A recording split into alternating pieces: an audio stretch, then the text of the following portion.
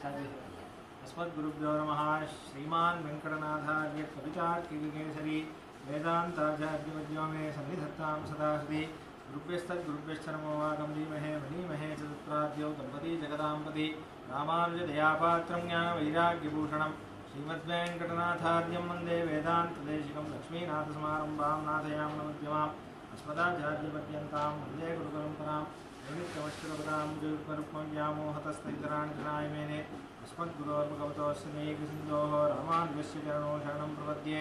मातापिता युवतेस्तनया विभूतिः सर्वं विदे नित्यनियमेन वदन्मयानाम् आद्यस्य न कुलपतेरुकुलाभिरामं श्रीमत्तरङ्गियुगं प्रणमान्मूर्धना भूतं सरश्चमसाः प्रियवट्टनाथ श्रीभक्तिसारकुलशेखरयोगिवाहान् भक्तान् यतीन्द्रमिष्टान् श्रीमत्पराङ्कुशमणिं प्रणतोऽस्मि नित्यं।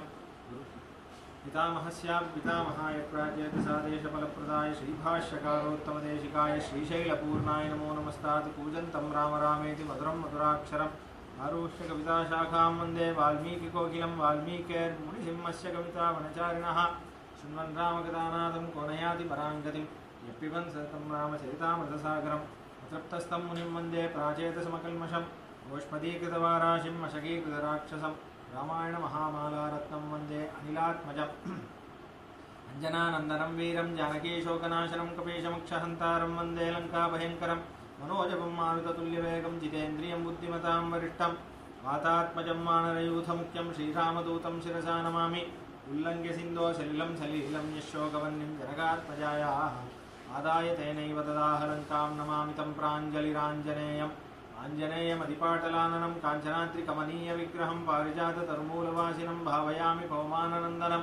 यत्र यत्र रघुनाथकीर्तनं तत्र तत्र कृतमस्तकाञ्जलिं बाष्पवारि परिपूर्णलोचनं मारुतिं नमत राक्षसान्तकं वेदवेद्ये परे पुंसी जाते दशरथात्मजे वेदप्राचेतसादासीत् साक्षात् रामायणात्मना चरितं रघुनाथस्य शतकोटिप्रविस्तरम् एकैकमक्षरं पुंसां महापातकनाशनं तदुपगतसमाससन्धियोगं सौमधुरोपनतार्थवाक्यबद्धं रघुवरचरितं मुनिप्रणीतं दशशिरश्चवदं विशामयध्वं श्रीराघवं दशरथात्मजमुप्रमेयं सीतापतिं रघुकुलान्वयरत्नदीपं माजानुबाहुमरविन्ददलायदाक्षं रामं निशाचरविनाशकरं नमामि।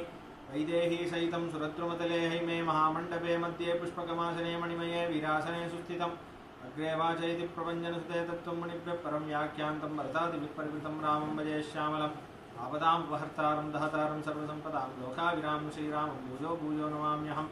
धर्मात्मा सत्यसन्धश्च रामो दाशरथिर्यदि पौरुषे च प्रतिद्वन्द्वश्चरेणं जहि रामणिं तपस्वाध्यायने रतं तपस्वी वाग्विदाम्बरं नारदं परिपपृच्छ वाल्मीकिर्मुनिपुङ्गवं जयत्याश्रितसन्त्रासध्वान्तविद्वंसनोदयः प्रभावान् सीतया देव्या परमव्योमभास्करः सन्तः श्रीरङ्गपृथ्वीशरणत्राणशेखराः जयन्ति भुवनत्राणपथपङ्कजवेणवः கற்பார் ராமபிரானேல்லால் மற்றும் கற்பரோ புற்பாமுதலா புல்லெரும்பாதி ஒன்றின்றியே நற்பால் அயோத்தியில் வாழும் சராசரம் முற்றமும் நற்பாலு குய்த்தனன் நான் முகனார் பெற்ற நாட்டுலே சியாபதி ராமச்சந்திர கி பவனசுத ஹனுமான் கி अहमात्मा न देहोस्मि विष्णुशेषो अपरिग्रहः तमेव शरणं प्राप्तः तत्कैङ्कर्य चिकीर्षया। శ్రీమన్నారాయణుడి దాసుడైన నేను శరీరాన్ని కాదు జీవాత్మని అని గుర్తించి ఆయన యందు శరణాగతి చేశాక బతికున్నంతకాలం ఆనందంగా ఉంటాను. ఆయన సేవ చేస్తూనే ఆనందంగా. అయితే కథంచిత్ ఉపకారేణ కృతేనైకేన తుష్యతి నస్మరత్యపకారాణం శతమప్యాత్మవత్తయా అనే ఒక ఆశ్చర్యమైన శ్లోకాన్ని చూస్తున్నాను. ఇది రాముడు ఒక ఉపకారం తెలియకుండా చేస్తే కూడా పొంగిపోతాడు. 100 అపకారాలు ఒకళ్ళు తెలిసి చేస్తే కూడా మంచి చేస్తారు. అలా ఆశ్చర్యమైన గుణం.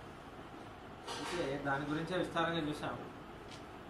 సంస్కృతంలో ఒక సుభాషితం ఉంది. సుభాషితం అంటే ఒక నీతి శ్లోకాలు. అవి ఒక విషయం మనల్ని ఆలోచించేలా చేస్తుంది. ప్రథమ వయసి దత్తం తోయమల్పం స్మరంతః శిరసి నిహతి భారాః నారికేళా నరాణాం సలిలమృతకల్పం దద్యురాజీవనాంతం నహి కృతముపకారం సాధవో విస్మరంతి అని ఒక శ్లోకం. మనం అందరం ఇంట్లో జనరలీ పాతకాలంలో ప్రతి ఇంట్లో కొబ్బరి చెట్టు ఉండేది. ఎందుకంటే కొబ్బరి చెట్టుతో మనకి చాలా ఉపయోగాలు ఉన్నాయి. కొబ్బరి మట్ట పనికి వస్తుంది, టెంకాయ పనికి వస్తుంది. దాని తర్వాత కొబ్బరి చెట్టు లోపల ఒకటి ఉంటుంది, కొబ్బరి బొంద అంటారు. అది కూడా తినడానికి ఆయుర్వేదంలో చాలా పనికి వస్తుంది. అరటి బొందలాగా అది కూడా పనికి వస్తుంది. అన్ని పనికి వస్తుంది. కానీ కొబ్బరి నుంచి ఒక గొప్ప గుణం నేర్చుకోమండి. ప్రతిసారి ఇంటి నుంచి బయటకు వచ్చేటప్పుడు ప్రథమ వయసి దత్తం తోయమల్పం స్మరంతః అంటుంది. అది ఆ కొబ్బరి చెట్టు ఏం చేస్తుందంట, అది అప్పుడప్పుడే పెరిగేటప్పుడు ఎవడు నీళ్లు పోస్తాడో వాడిని అది గుర్తుపెట్టుకుంటుంది. తోయమల్పం స్మరంతః అని గుర్తుపెట్టుకుంది. అది పెరిగాక ఎన్ని తరాలైనా 100 సంవత్సరాలైనా వీడు నాకు నీళ్లు పోసాడు కాబట్టి వీడికి నీళ్ళు ఇవ్వాలి, వీడు నాకు నీళ్లు పోసాడు కాబట్టి వీడికి మంచిది, వీడి దాహం నేను తీర్చాలి. అదే తలుచుకుంటూ ఎన్ని సంవత్సరాలైనా మనకి మంచి నీళ్ళు ఈ కొబ్బరి బొండంలో ఇస్తుంది. అది చూసి ఏమంటుంది, నహి కృతముపకారం సాధవో విస్మరంతి. చాలా సాధువైన జీవి కొబ్బరి చెట్టు కాబట్టి నహి కృతం ఉపకారం సాధవో విస్మరంతి. సాధువులు, మంచి వైష్ణవులు, గొప్ప సాధువైన వాళ్ళు ఉపకారాన్ని మర్చిపోరు కొబ్బరి చెట్టులాగా అని అంటారు. కాబట్టి ఒక్క ఉపకారం చేస్తే కూడా వాడప్పుడు చేశాడు నేను చేయాలి, 500 సంవత్సరాలైనా సరే ఇప్పుడు చేశాడు. ఇప్పుడు తిరుమల ఉంది. తిరుమల, కాంచి, శ్రీరంగంలో అర్చక కుటుంబాలు ఉన్నాయి. ఏ బ్రాహ్మణులు దీక్ష తీసుకున్నవారు, వేదం చదివిన వాళ్ళు అయితే సరిపోదు. ఆ వంశంలో పుట్టిన వాళ్ళకన్నా ఒక రైట్. అదేంటి ఇలా కూడా ఉంటుంది, ఆ వంశం పుట్టిన వాళ్ళకి ఉంటుంది అంటే భగవంతుడు ఇస్తున్నాడు. ఎందుకంటే వాళ్ళ పూర్వాచార్యులు అంత చేశారు, పూర్వీకులు అంత చేశారు కదా. ఉపకారాన్ని భగవంతుడు గుర్తుపెట్టుకొని వీడే నాకు చేయాలి అంటే వీళ్ళ వంశస్థులు నాకు చేశారు కదా, వీడు చేస్తే నేను సంతోషిస్తాను. అలా మహర్షి వంశాల్లో కూడా చాలా గొప్ప గొప్ప విషయాలు వస్తాయి. వేదంలోనే కొన్ని విషయాలు. శ్రీవత్స గోత్రం వాళ్ళు ఒక హోమం ఉంది. ఓ హోమంలో అందరూ 2 సార్లే ఆహుతి వేయాలి. విష్ణవే స్వాహ. అక్కడ ధర్మసూత్రం ఏముందంటే శ్రీవత్స గోత్రం వాళ్ళు 3 సార్లు వేయాలి. ఎందుకంటే అగ్నికి ఉపకారం చాలా చేశాడు భృగు మహర్షి. అంటే భృగు వంశస్థులు కాబట్టి వీళ్ళు ఆహుతి ఎక్కువ ఇస్తే నేను సంతోషంగా స్వీకరిస్తాను, వాళ్ళు మాత్రం ఒక ఎక్స్ట్రా ఆహుతి. అది భగవంతుడు చూడండి గుర్తుపెట్టుకుంటాడు ఉపకారం. అలా అందుకే అక్కడక్కడ కొంతమందికి విశేషంగా మనకు తెలియదు, వీడేంట్రా ఇలా ఉన్నాడు, వీడికి ఇంత అర్హత అవసరమా అనిపిస్తుంది. కానీ భగవంతుడు ఇచ్చాడు. ఎందుకు ఇచ్చాడంటే వాళ్ళ పూర్వులు చేసిన ఉపకారం వల్ల ఇచ్చాడు అంతే. వీడేంట్రా వీడు ఇలా ఉన్నాడు చాలా అనిపిస్తుంది. భగవంతుడి, ఎందుకంటే భగవంతుడు ఉపకారాన్ని మర్చిపోడు కాబట్టి వాళ్ళు చేస్తే స్వీకరిస్తారు. అలానే ఈ బలి చక్రవర్తిని కూడా అందుకే భగవంతుడు శిక్షించలేదు. మిగతా అన్ని అవతారాల్లో అసురుల్ని శిక్షించాడు, బలి చక్రవర్తిని శిక్షించాడు. ఎందుకంటే ప్రహ్లాదుడి మనవడు కాబట్టి భగవంతుడు ఆడికి అనుగ్రహమే చేశాడు, వాడికి పాతాళానికి రాజే చేశాడు. బలి చక్రవర్తిని ఏం చేయాలి. అలానే వాళ్ళ వంశంలో వైరోచనుడు అని కూడా వచ్చాడు. వాడు కూడా చాలా హింస పెట్టాడు. కానీ వాడికి వీడిని చంపుదామా అని అడిగినప్పుడు చాందోగ్య ఉపనిషత్తులో వస్తుంది, వాడి కోసం ఒక శాస్త్రం క్రియేట్ చేసి వాడి మైండ్ పాడు చేసేలా ఏదో వాడి మతి కొంచెం డైవర్ట్ అయిపోయేలా చేసి వాడిని బలహీనం చేసేద్దాం కానీ చంపడం వద్దు అంటాడు భగవంతుడు. మోహశాస్త్రాన్ని కారయ్య అని. అప్పుడు బ్రహ్మ వైరోచనుడిని పిలిచి ఒక శాస్త్రం, అది మోహశాస్త్రం, అది చాందోగ్య ఉపనిషత్తులో ఉంది. ఆ వైరోచనం నుంచే బౌద్ధ మతం వచ్చింది, బుద్ధిజం. అంటే ఏంటంటే సింపుల్గా చెప్పాలంటే ఈ స్వర్గం నరకం ఎవరు చూశారు, నిజమో కాదు, ఇట్లా ఇట్లా కొంతమంది వాదిస్తారు కదా. ఇది బ్రహ్మే వైరోచనుడిని మోహ పెట్టడానికి కోసం సృష్టించిన ఒక వాదం. దీన్ని మోహశాస్త్రం అంటే. మోహం మనల్ని వేరే వాడిలా చేసేస్తుంది. మంచి వైదికుడిని కూడా ఎవ్వరు చూడట్లేదు అంటే తప్పు చేసేలా చేసేస్తుంది. స్వర్గం నరకం ఎవరు చూశారు, చేసేవి తప్పు వాడు కదా, ఒంటరిగా ఇది మోహశాస్త్రం. అలా కొన్ని శాస్త్రాలు భగవంతుడి విచిత్రమైనవి. అలా ఎందుకంటే ఉపకారాన్ని గుర్తుపెట్టుకుంటాం. వీడికి మనం ఇలా ఏదైనా చేసి చేయాలి, కానీ గొప్ప స్థానం మాత్రం వాడికి ఉంటుంది. అలా భగవంతుడు అలా అపకారం చేస్తే కూడా గుర్తే పెట్టుకోడు భగవంతుడు. ఇప్పుడు జయ విజయులు ఉన్నారు, జయ విజయులే కదా 3 సార్లు రాక్షసులుగా వచ్చారు. ఎంత హింస పెట్టారు. మనం శ్రీవైకుంఠంలో భగవంతుడి ప్లేస్లో ఉంటే డైలీ తిడతాం వాళ్ళు కదా. జయ విజయులు డైలీ తిడతామా లేదా, ఎంత ఎంత హింస పెట్టారా నన్ను అని ఒక్కనాడు కూడా అనడు కదా. వాళ్ళకి కూడా ఆ సారూప్యం చూస్తే వాళ్ళు శ్రీమన్నారాయణ అంటే ఇలానే ఉంటాడేమో అన్నట్టు ఉంటారు. అంత ఆశ్చర్యమైన. ఇంకో అసలు చెప్పకూడదు కానీ విష్ణు వైకుంఠంలోనే వాళ్ళు మంగళంగా ఉంటారు, ద్వారపాలకులు ఉంటారు. వేరే గుళ్ళు వెళ్తే కొంచెం మనకి హృదయానికి భయం కలిగించేలాగా ఉంటుంది కదా, అంత మంగళంగా ఉంటారు, స్వామిలాగా ఉంటారు. శంకు చక్రం అదే అందం. కాబట్టి భగవంతుడు తలుచుకోడు అది చాలా గొప్ప స్వభావం, అది మనకి రావాలి. అయితే ఇప్పుడు ముందుకెళ్దాము. శీలవృద్ధైర్జ్ఞానవృద్ధైర్వయోవృద్ధైశ్చ సజ్జనైః కథయన్నాస్తవై నిత్యం అస్త్రయోగాంతరేష్వపి అంటున్నారు వాల్మీకి మహర్షి ఏం చేస్తున్నారంటే రాముడు పెరిగే విధానం ఉందే ఈ శ్లోకం రూపంలో ఇచ్చేస్తున్నారు. రాముడు నిత్య జీవనం ఎలా ఉంటుందో మనకి ఒక ఊహ వచ్చేస్తుంది. ఇలా ఉంటుందేమో, రాముడు ఇలా ఇలా ప్రవర్తిస్తాడేమో అని మనకి. అంటే రాముడు డైలీ దినచర్యని, రాముడు 20 ఏళ్ల పాటు చేసిన దినచర్య మనకి ఒక కొన్ని శ్లోకాలు రాముడు ఇలా ఇలా ఇలా ఇలా ఉంటాడు అని చూపిస్తున్నాడు. ఇదే చాలా ఆశ్చర్యంగా అంటున్నాడు. కథయన్నాస్తవై నిత్యం అస్త్రయోగ్యాంతరేష్వపి. రాముడు అస్త్రశస్త్రాలు అవన్నీ అభ్యాసం చేసేటప్పుడు ప్రాక్టీస్, ఆర్చరీ అవి అస్త్రం వేయడం విద్య అవన్నీ నేర్చుకునేటప్పుడు అంతరేష్వపి మధ్యలో బ్రేక్ దొరుకుతుంది. లేకపోతే అది చేస్తున్నప్పుడే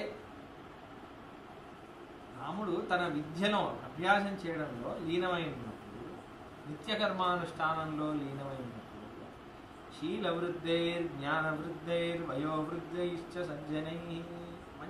మంచివాళ్ళు, సజ్జనులు, సాధువులు, ఎవరైనా మంచివాళ్ళు, ధార్మికులు. శీలవృద్ధైర్ మంచి శీలం ఉన్నవాళ్ళు. మంచి శీలం అంటే మంచి గుణాలు, ధార్మికంగా ఉన్నవాళ్ళు. జ్ఞానవృద్ధైర్ మంచి జ్ఞానం ఉన్నవాళ్ళు. మంచి వయోవృద్ధైర్ వయస్సులో పెద్దవాళ్ళు, ధర్మంలో పెద్దవాళ్ళు, జ్ఞానంలో పెద్దవాళ్ళు, వయస్సులో పెద్దవాళ్ళు. అంటే ఈ మూడిట్లో ఎవరిలో అయినా ఒకళ్ళు ఏదో ఒక క్వాలిటీ ఉన్నా, 3 ఉండాలని కాదు, ఏదో ఒకటి ఉన్నా. ధర్మం జ్ఞానం కొంచెం అలా ఇలానే ఉంది, కానీ వయస్సులో పెద్దవాళ్ళు వాళ్ళు వచ్చారనుకోండి పని వదిలేస్తాడు. కథ ఎన్నాస్తవై నిత్యం వాళ్ళని సేవ చేస్తారు. సేవ చేసి కూర్చొని ఎలా ఉన్నారు, చాలా దర్శనం ఇలా మాట్లాడు. శీలవృద్ధైశ్చ జ్ఞానవృద్ధైశ్చ వయోవృద్ధైశ్చ. ధార్మికంగా ఉన్నవాళ్ళు, చిన్నవాళ్ళైనా వెళ్తాడు. చిన్న పిల్లాడు, ఇప్పుడు వశిష్ఠ మహర్షి కొడుకు శక్తి మహర్షి కొడుకు పరాశరుడు అనుకోండి. పరాశరుడు రాముడు ఒకళ్ళనొకళ్ళని సంధించుకున్నారా అనే విషయం రామాయణంలో లేదు, కానీ చూసుంటాడు అని మనం ఊహించుకుంటే చిన్న పిల్లవాడే అనుకోండి, కానీ వెళ్ళి మొక్కుతాడు. తనకంటే చిన్నవాళ్ళని కూడా మొక్కుతాడు. పెద్ద జ్ఞానం ఉంటే, ధర్మాచరణ జ్ఞానం బాగుంటే వెళ్ళి మొక్కుతాడు. వీళ్ళు 2 లేవు, వయస్సు చూసి మొక్కుతాడు. కాబట్టి సజ్జనై, వృద్ధైశ్చ సజ్జనై అంటున్నారు. ఇప్పుడు నాలుగోది ఒకటి యాడ్ చేస్తున్నారు. శీలవృద్ధైర్, జ్ఞానవృద్ధైర్, వయోవృద్ధైర్. మంచి ధార్మికుడు, మంచి జ్ఞానం ఉన్నవాడు, లేకపోతే పెద్దవాడు వయసు చ, దానికి కూడా ఒక చ. అది మాత్రమే కాకుండా సజ్జనై, మంచి సాధువులు. సాధువులు అంటే విష్ణు భక్తులు. వాసుదేవ సర్వది స మహాత్మ. మహాత్ముడు ఎవడు? భగవంతుడు. భగవంతుడే సర్వస్వం అని గుర్తించుకున్నవాడు సజ్జనుడు కదా. అటువంటి వాడు కనిపిస్తే, ఇవి మూడు కొంచెం తక్కువ ఉంటే కూడా అటువంటి వాడు కనిపిస్తే వాడి వెంట వెళ్తాడు రాముడు. వెళ్ళి కథయన్నాస్తవై నిత్యం అస్త్రయోగ్యాంతరేష్వపి. అస్త్రం అవి చేశాడు. ఒక ఇంటర్వెల్ బ్రేక్ ఇచ్చారనుకోండి వశిష్ఠ మహర్షి, ఇంటర్వెల్లో ఏం చేద్దామని కూర్చోడు. ఇట్లాంటి వాళ్ళు ఎవరైనా చుట్టుకోకుంటే వెళ్ళిపోతారు. వాళ్ళు ఎవరైనా కనిపిస్తే రండి కూర్చోని వాళ్ళకి ఏదైనా సేవ చేయడం, వాళ్ళతో మాట్లాడడం, ఏదైనా ప్రశ్న అడగడం, బాగున్నారా అది అడగడం చాలా ముఖ్యమైన గుణం ఇది. ముఖ్యంగా వయోవృద్ధి. మన కలియుగంలో శీల వృద్ధులు, జ్ఞాన వృద్ధులు దొరకడం అరుదు. ఆ అవకాశం అసలు వదులుకోకూడదు. ప్రశ్నలు అడుగుతూ ఉండాలి, తెలుసుకుంటూ ఉండాలి. మీరు ఆలోచిస్తూ ఉంటే, మీరు ఆలోచించారనుకోండి, పురాణాలన్నీ అలానే వచ్చాయి. ఉదాహరణకి ఇప్పుడు విష్ణు పురాణం తీసుకుంటాం. విష్ణు పురాణం మొదటి శ్లోకం, పరాశరం మునివరం కృత పౌర్వాన్నిక క్రియాం మైత్రేయ పరిపపృచ్ఛ ప్రణిపత్య చ అభివాద్య చ. పరాశర మహర్షి పొద్దున్న లేచి సంధ్యావందనం అనుష్ఠానం అన్నీ కంప్లీట్ చేసుకున్నారు. మైత్రేయ మహర్షి కూడా అన్నీ చేసుకున్నారు. ఇద్దరికి బ్రేక్ ఉందా? మైత్రేయ మహర్షి వెతుక్కుంటూ వస్తున్నారు. పరాశర మహర్షి ప్రశ్నలు అన్నీ అడుగుతున్నారు. అడిగితే అప్పుడు విష్ణు పురాణం 6000 శ్లోకాలు చెప్తున్నారు. కాబట్టి అది ఎంత ముఖ్యం. మనకి ఏదైనా గ్యాప్ దొరికినప్పుడు దాన్ని సద్వినియోగం చేసుకో. 5 minutes దొరికింది, వాట్సాప్ చూద్దాం అన్నట్టు వెళ్ళకూడదు. అట్లా మళ్ళీ అదేంటంటే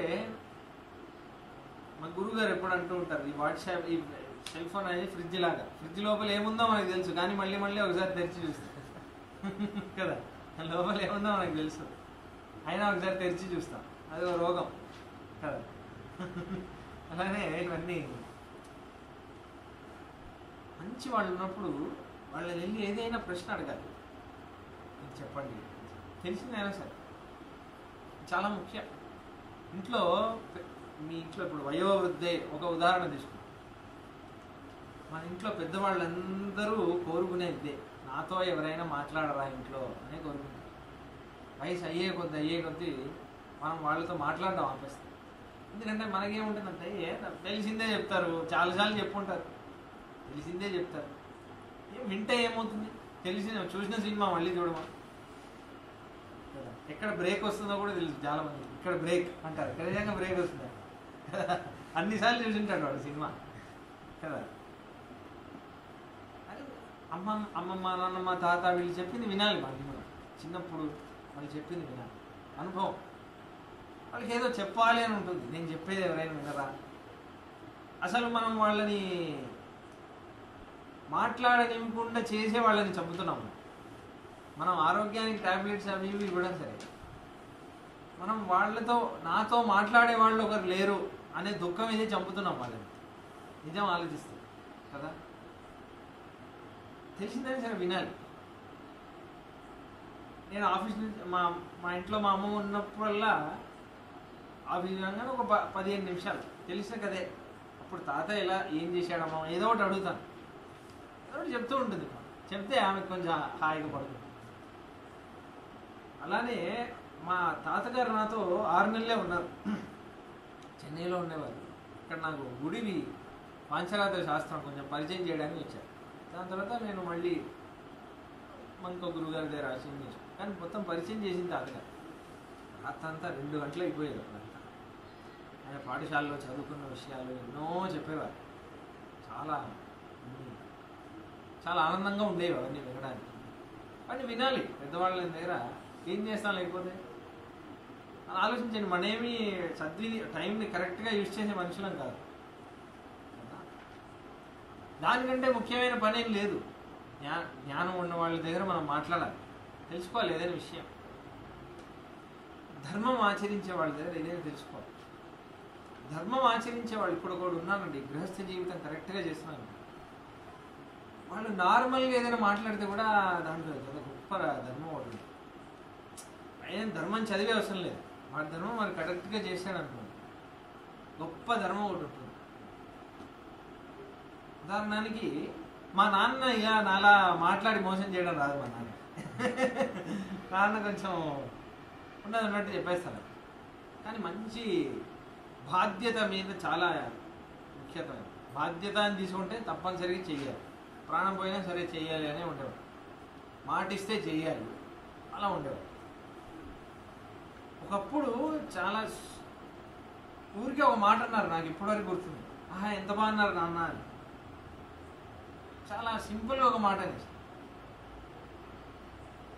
ఒకసారి ఏదో అది ఇప్పటివరకు నాకు నేను ట్రై చేస్తున్నాను, అది ఆ స్వభావం నేను తెలుసుకోవాలని. అంటే ఒకటి ఏదో, అరే ఆయనకి డబ్బులు ఇవ్వాలి, నువ్వు పేమెంట్ చేసేరా అన్న, జీపేలో చేసేయాలి. అంత ఇంపార్టెంట్ కాదులేనన్నా, తర్వాత చేద్దాంలే అన్న. మా నాన్నగారు మాట్లాడారు, రే అట్లా ఉండొద్దు,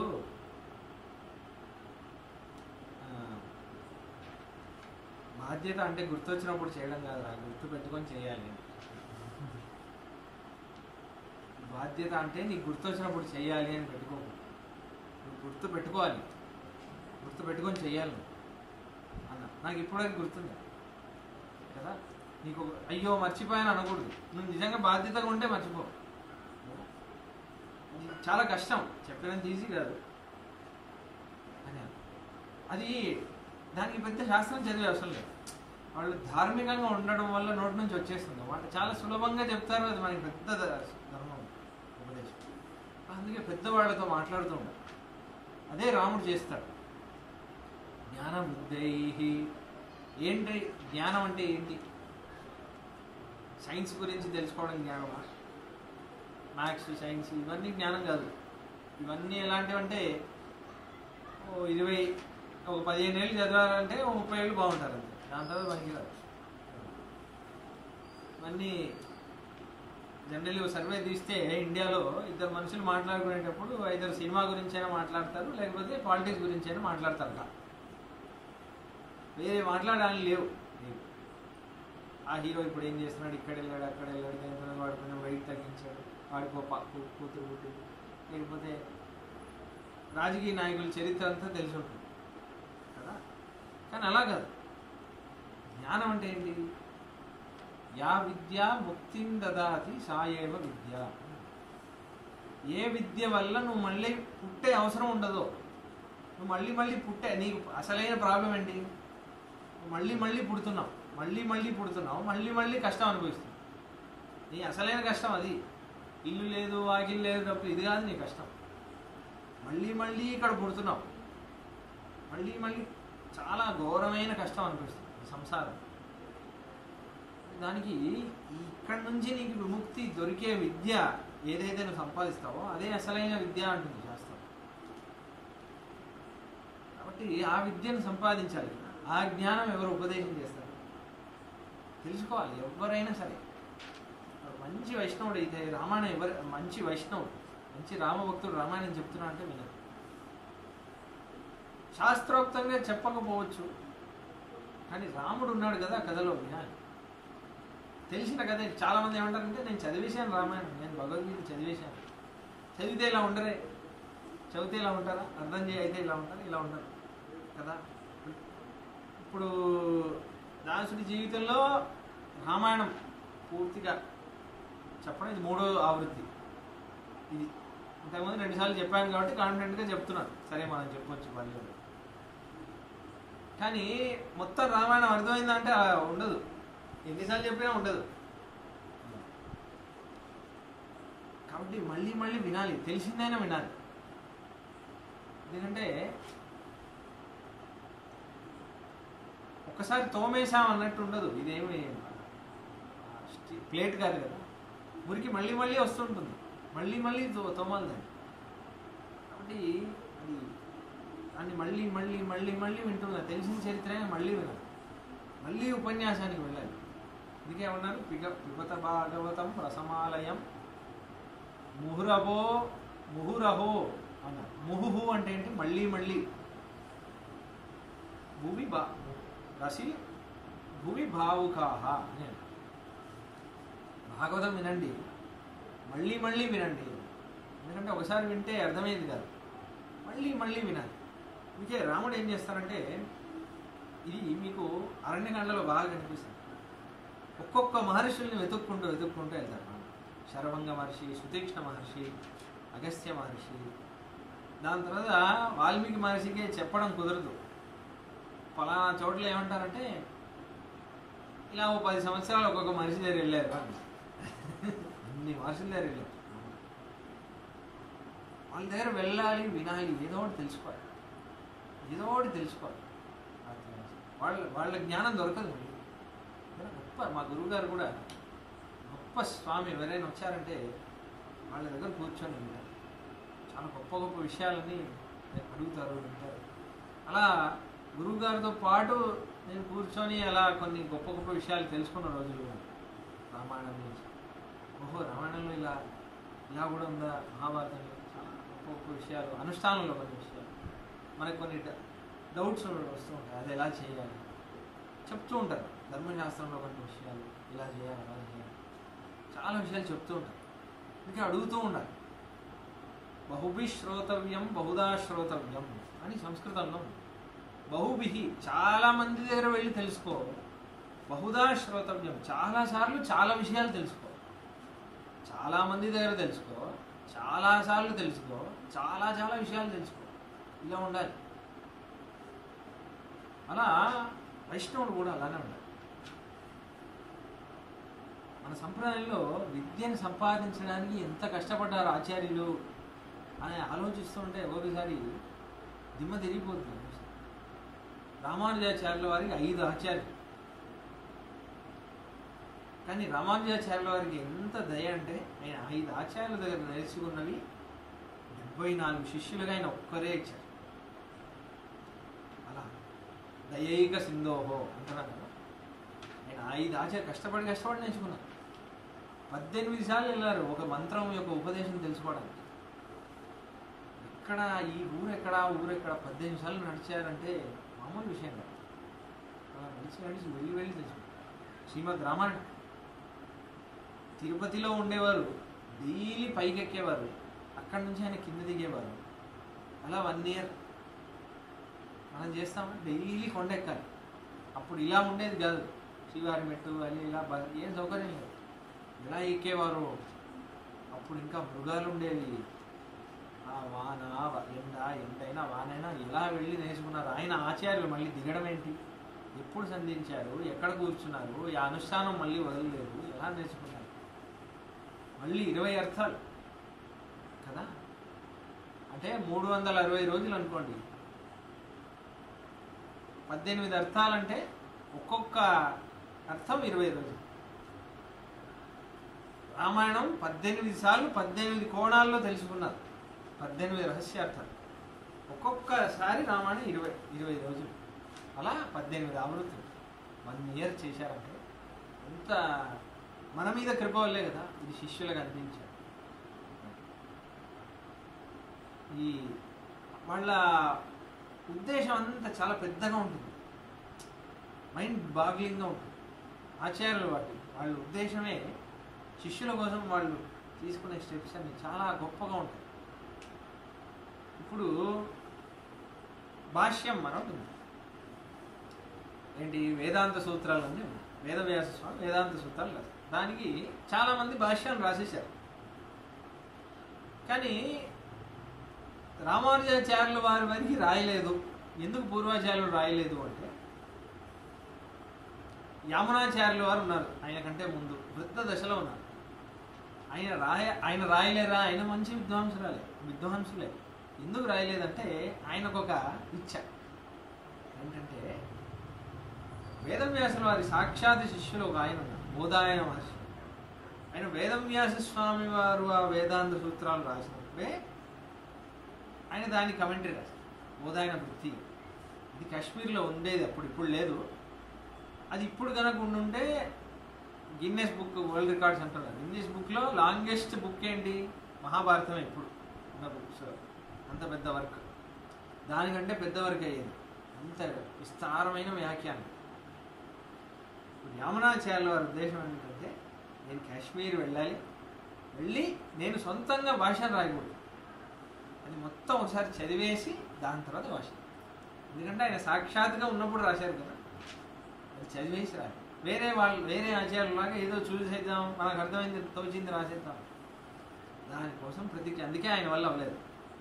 ఇప్పుడు రామానుజాచార్యుల వారు కాశ్మీర్ వెళ్ళి దాన్ని సేకరించి చూసి చదివి రాస్తారు. అలా వచ్చింది శ్రీభాష. ఇంత కష్టపడుతున్నారు అంటే వాళ్ళు ఆ విద్యను సంపాదించడానికి ఎంత కష్టపడుతున్నారు. ఇప్పుడు కరుణాకరాచార్య స్వామి అని స్వామి ఉన్నారు, ఇప్పుడు కూడా ఉన్నారు. 76 ఏళ్ళలో ఎంతో చాలా గొప్ప మహాచార్యులు మన సంప్రదాయంలో. మధురాంతకం స్వామి అని స్వామి ఉన్నారు, ఆయన బాల్యంలో. ఈయన చెన్నైలో ఉద్యోగం. ఆ మధురాంతక స్వామి వారు ఉండేది శ్రీరంగం. సాటర్డే నైట్ ట్రైన్ ఎక్కి సండే శ్రీరంగం వెళ్ళి మధురాంతకం స్వామి వాళ్ళ ఇంట్లో ఉండి 4 అవర్స్ శ్రీభాష్యం నేర్చుకొని ఈవినింగ్ ట్రైన్ బట్టి మండే ఆఫీస్ వెళ్ళారు చెన్నై. అలా ఆల్మోస్ట్ ఒక 4 సంవత్సరాలు చేశారు. 3-4 సంవత్సరాలు 3-4 సంవత్సరాలు ప్రతి ఆదివారం చేయాలంటే ఆ శిష్యుడికి ఎంత శ్రద్ధ ఉండాలి, ఆచార్యుడికి ఎంత కరుణ ఉండాలి, మామూలు విషయం కాదు. అలా నేర్చుకొని ఆయన అంతమంది శ్రీభాష ఆచార్యులు తయారు చేశారు. కరుణాకరాచార్య ఆ విద్య నేర్చుకోవడానికి ఎంత కష్టమైనా పడతారు. 42వ స్వామి హోబిరట స్వామి తర్కశాస్త్రం నేర్చుకోవడానికి కాశీ వెళ్ళారు. ఇప్పుడంతా నడుచుకొని వెళ్ళారు, లేకపోతే ఏమంటారు ఎద్దుల బండి దాంట్లో. అప్పుడు కలరా వ్యాధి వచ్చింది. అయినా సరే నేర్చుకుంటాను అంటే లేదు అని గురువుగారు పంపించేసారు. చాలా దీన దశలో ఉంటే అప్పుడు మళ్ళీ మైసూరులో స్వామి దొరికితే ఆయన దగ్గర నేర్చుకున్నారు.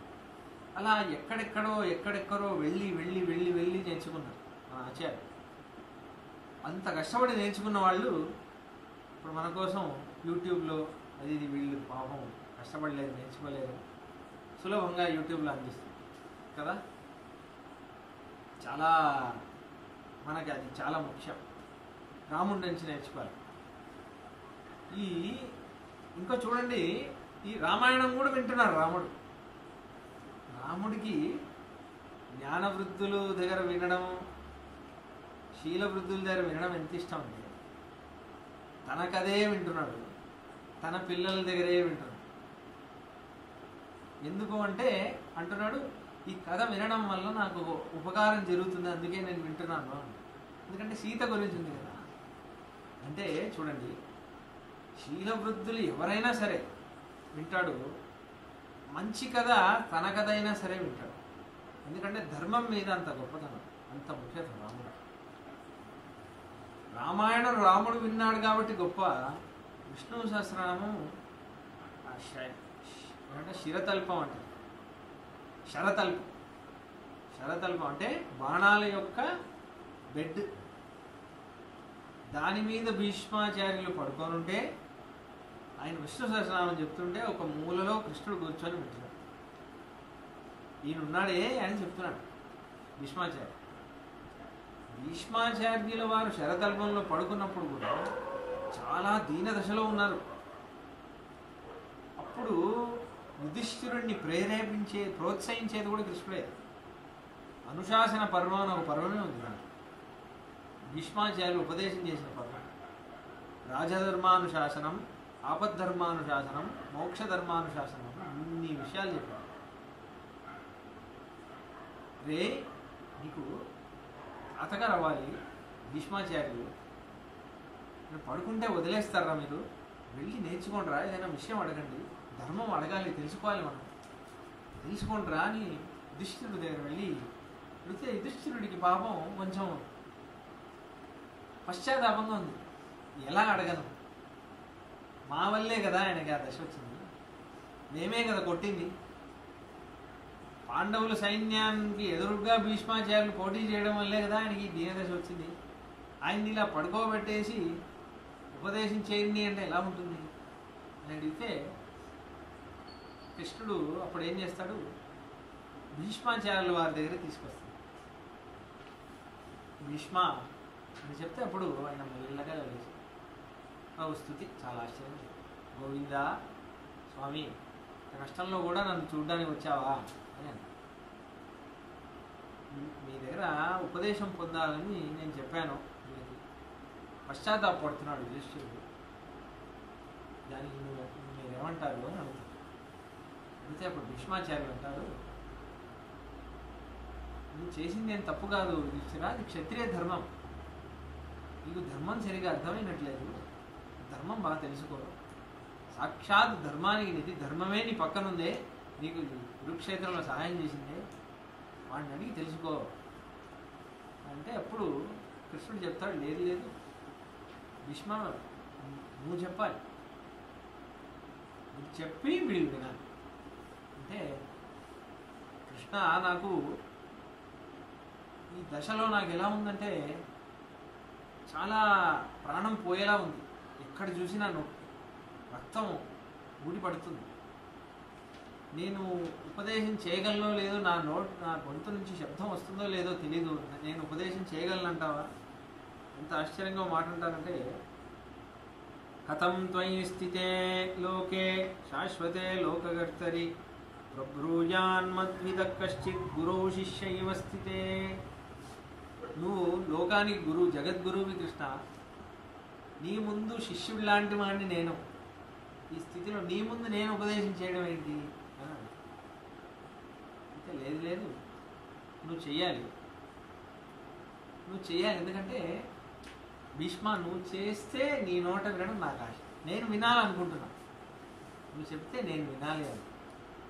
నేను చెప్పడం కాదు, ఇంతసేపు నేను చెప్పాను 718 అధ్యాయాలు నేను చెప్పేశాను, నువ్వు చెప్పాలి, నువ్వు చెబితే నేను వినాలి అనుకుంటున్నాను, అంటే నువ్వు నాకు చాలా ఇష్టమైన భక్తుడు అని అది నేను చెప్పలేకపోతున్నానే, వాళ్ళ పడుకో రేపు నువ్వు చెప్పగలుగుతావు.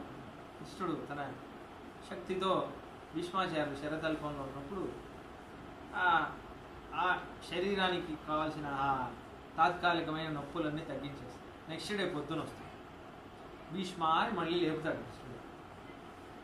లేపినప్పుడు గోవిందా ఎంత భాగ్యం, ఇప్పుడు నాకు బాగా అయిపోయింది, నేను చెప్పగలుగుతున్నాను, నాకు కొంచెం స్థిమితంగా ఉంది స్థితి, ఇప్పుడు నేను చెప్పగలను. అయితే అప్పుడు కృష్ణుడు అంటాడు,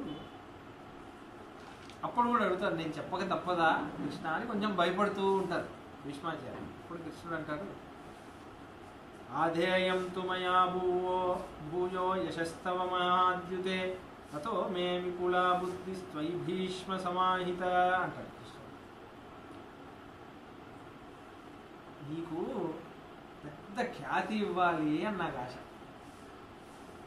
అది మీరు ఇప్పుడు ఉపదేశం చేస్తేనే కదా వస్తుంది,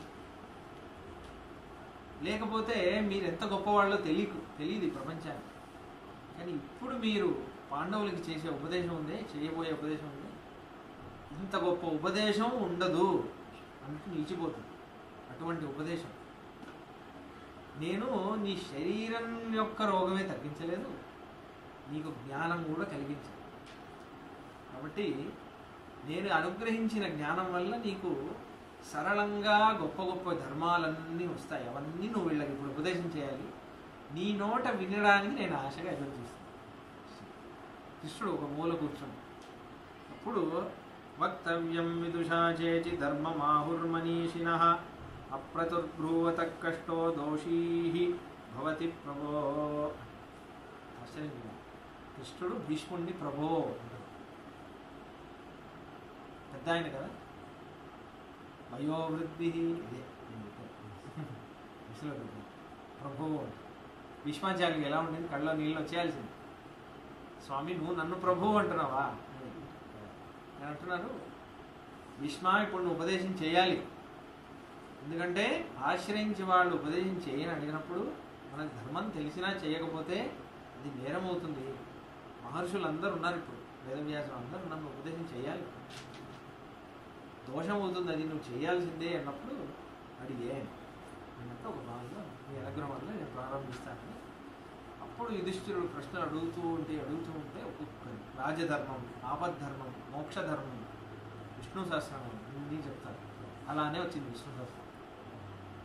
కృష్ణుడే విన్నాడు విష్ణు సహస్రనామం, అందుకే విష్ణు సహస్రనామం అంత గొప్పది.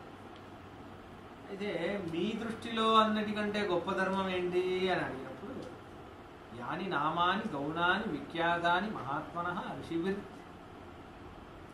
పరిగీతాని తాని వక్ష్యామి భూతయే. దేశమే సర్వధర్మానాం ధర్మో హి కథమో మతః అంటాడు. నా దృష్టిలో ఇదే గొప్ప ధర్మం. నేను చెప్పబోయే నామాలన్నీ ఉన్నాయి. యాని నామాని గౌణాని విఖ్యాతాని మహాత్మనః ఋషిభిర్ పరిగీతాని. నేను మహాత్ముల దగ్గర మహర్షుల దగ్గర విని విని విని విని తెలుసుకున్న ఆ 1000 నామాల గురించి నేను ఇప్పుడు చెప్పాను. అంటే ఇప్పుడు భీష్మాచార్యులు బాల్యంలో ఇదే చేశారు. శీలవృద్ధైర్ జ్ఞానవృద్ధైర్ వయోవృద్ధైశ్చ సజ్జనై. అది అలా చేసి పొందిన ఉపదేశం కాబట్టే ఆ ఉపదేశాన్ని పాండవులకు చెప్పమంటుంది. అలా పొందిన ఉపదేశం మీద వినడం కృష్ణుడికి ఎంత ఇష్టమైతే కృష్ణుడు నేను వినడానికి రెడీ ఉన్నాను కదా. నాలాంటి వాడు, దాసుడు లాంటి వాడు, నీచమైన వాడు రామాయణం చెప్పాలి అంటే ఈయన వినాలని ఏముందంటే వచ్చి వింటున్నాడు కదా. గొప్పవాళ్ళు ఆచరించే ధర్మం. అయితే ఇప్పుడు రాముడు అదే చేస్తుంది. శీలవృద్ధం, మంచి శీలం, మంచి గుణం ఉన్న వైష్ణవులు, జ్ఞానం, మంచి జ్ఞానం వృద్ధి, లేకపోతే వయోవృద్ధి, వయస్సులో పెద్దవాళ్ళు, సజ్జనులు, ఇలాంటి వాళ్ళు ఉంటే చేసిన పని తన ధర్మం చేశాక టైం ఉంటే వాళ్ళని వెళ్ళి ఆశ్రయించి ఏదో ఒకటి వీళ్ళు తెలుసుకుంటారు. వాళ్ళకి సేవ చేయాలి కదా అని పరిగెడతారు రాముడు అని చెప్తున్నారు వాల్మీకి మహర్షి. ఇప్పుడు వాల్మీకి మహర్షికి మనసులో అలా ఎన్ని సంఘటనలు గుర్తొస్తున్నాయో. రాముడు అలా పరిగెత్తి మహర్షుల్ని ఆశ్రయించి తెలుసుకున్న విషయాలు. ఆహా ఇలా ఉంటాడు తెలుసా రాముడు అని అంటున్నాడు. దాని తర్వాత బుద్ధిమాన్ మధురాభాషి పూర్వభాషి ప్రియం వదః వీర్యవాన్న చ వీర్యేన మహతాస్వేన విస్మితః. చాలా బుద్ధిమంతుడు, మధురాభాషి, చాలా మృదువుగా మాట్లాడతాడు, చాలా మృదువుగా మాట్లాడతాడు. పూర్వభాషి, ముందు రాముడే మాట్లాడతాడు. ఇద్దరుంటే ముందు రాముడు మాట్లాడతాడు. రెండో వాడిగా రాముడు మాట్లాడితే చాలా బాధపడతాడు. దీన్ని ఏమంటారంటే వాడు నన్ను చూసి చూడకుండా ఉన్నాడు. మనం కూడా చాలా మందిని చూస్తూ ఉంటాం. వాడు మాట్లాడితే మాట్లాడదాంలో ఎందుకు మాట్లాడాలి, ఇది తప్పించుకోవడానికి ఇదో దారి. దీన్ని చూస్తూ అయ్యో చూడలేదని నువ్వు చేస్తూ ఉంటావు. కాబట్టి నిజానికి నేను మనకి ఏం చేస్తుంది, అవైష్ణవులుగా చేస్తాం, పూర్వభాషిగా ఉండకుండా చేస్తాం. అయ్యో చూడలేదండి, వాడు చూస్తే మాట్లాడదాం, ఏముంది 2 నిమిషాలు ఎలా ఉన్నా బాగున్నా, సరే నేను తర్వాత మాట్లాడుతున్నాను. ఎందుకంటే మనకి మన మాట మీద అదుపు లేదు. అదుపు లేకపోవడం వల్ల మనం మంచివాళ్ళమైనా మనల్ని అవైష్ణవానికి దారి తీస్తుంది. ఎందుకంటే మనం ఎందుకు మాట్లాడమంటే, నేను మాట్లాడడం మొదలు పెడితే ఎక్కువ మాట్లాడేస్తాను. ఏమండి బాగున్నారా, పిల్ల బాగుందా, జాతకం చూసారా, అది అన్నీ అడిగాలి ఇప్పుడు ఒకేసారి. మిత సత్యాయ మిత భాషిణం కాళిదాసు. సత్యమే మాట్లాడాలంటే ఒకే దారి, తక్కువ మాట్లాడాలి. నువ్వు ఎంత ఎక్కువ మాట్లాడితే అంత అబద్ధం వస్తుంది నోట్లో. కాబట్టి సత్యాయ మిత భాషిణం చాలా గొప్ప విషయం. ఇంకే రాముడు ముందు మాట్లాడతాడు, కానీ ఎంత అవసరమో అంతే మాట్లాడతాడు. అనవసరమైన విషయాలని మాట్లాడు. కాబట్టి అది చాలా గొప్ప లక్షణం, అది అందరికీ రాదు. చాలా అభిమానం అనేది ఒక స్వాభిమానం, ఏదో ఒకటి తెలియని ఒక విషయాన్ని మనం తెచ్చి పెట్టుకొని దానివల్ల మనమే కష్టం అనిపిస్తూ ఉంటాం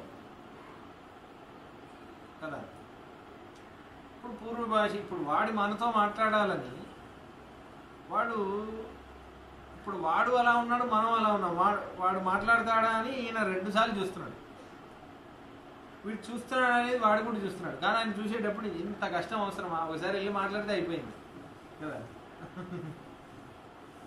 అయినా బాగున్నావా, చాలా బాగున్నావా, ఎంత బాగుంది, అయిపోయింది కదా. సింపుల్. పూర్వభాషి చాలా గొప్ప విషయం. మనకి పెద్దరికం వచ్చే కొద్దీ పూర్వభాషితనం ఎక్కువ, లేకపోతే మనం పెద్దలకి ప్రయోజనం లేదు. కుక్క పెద్దదవుతుంది, పంది పెద్దదవుతుంది, మనం పెద్ద, అంతే. నేను చెప్తే కొంచెం కటువుగా ఉంది, తప్పుగా అనుకోవద్దు, కానీ నిజం అలానే కదా. భాగవతంలో కృష్ణుడు మాట అంటాడు, చాలా అద్భుతమైన మాట. అది ఉద్ధవుడికి ఉపదేశం చేస్తాడు, చాలా అద్భుతమైన మాట.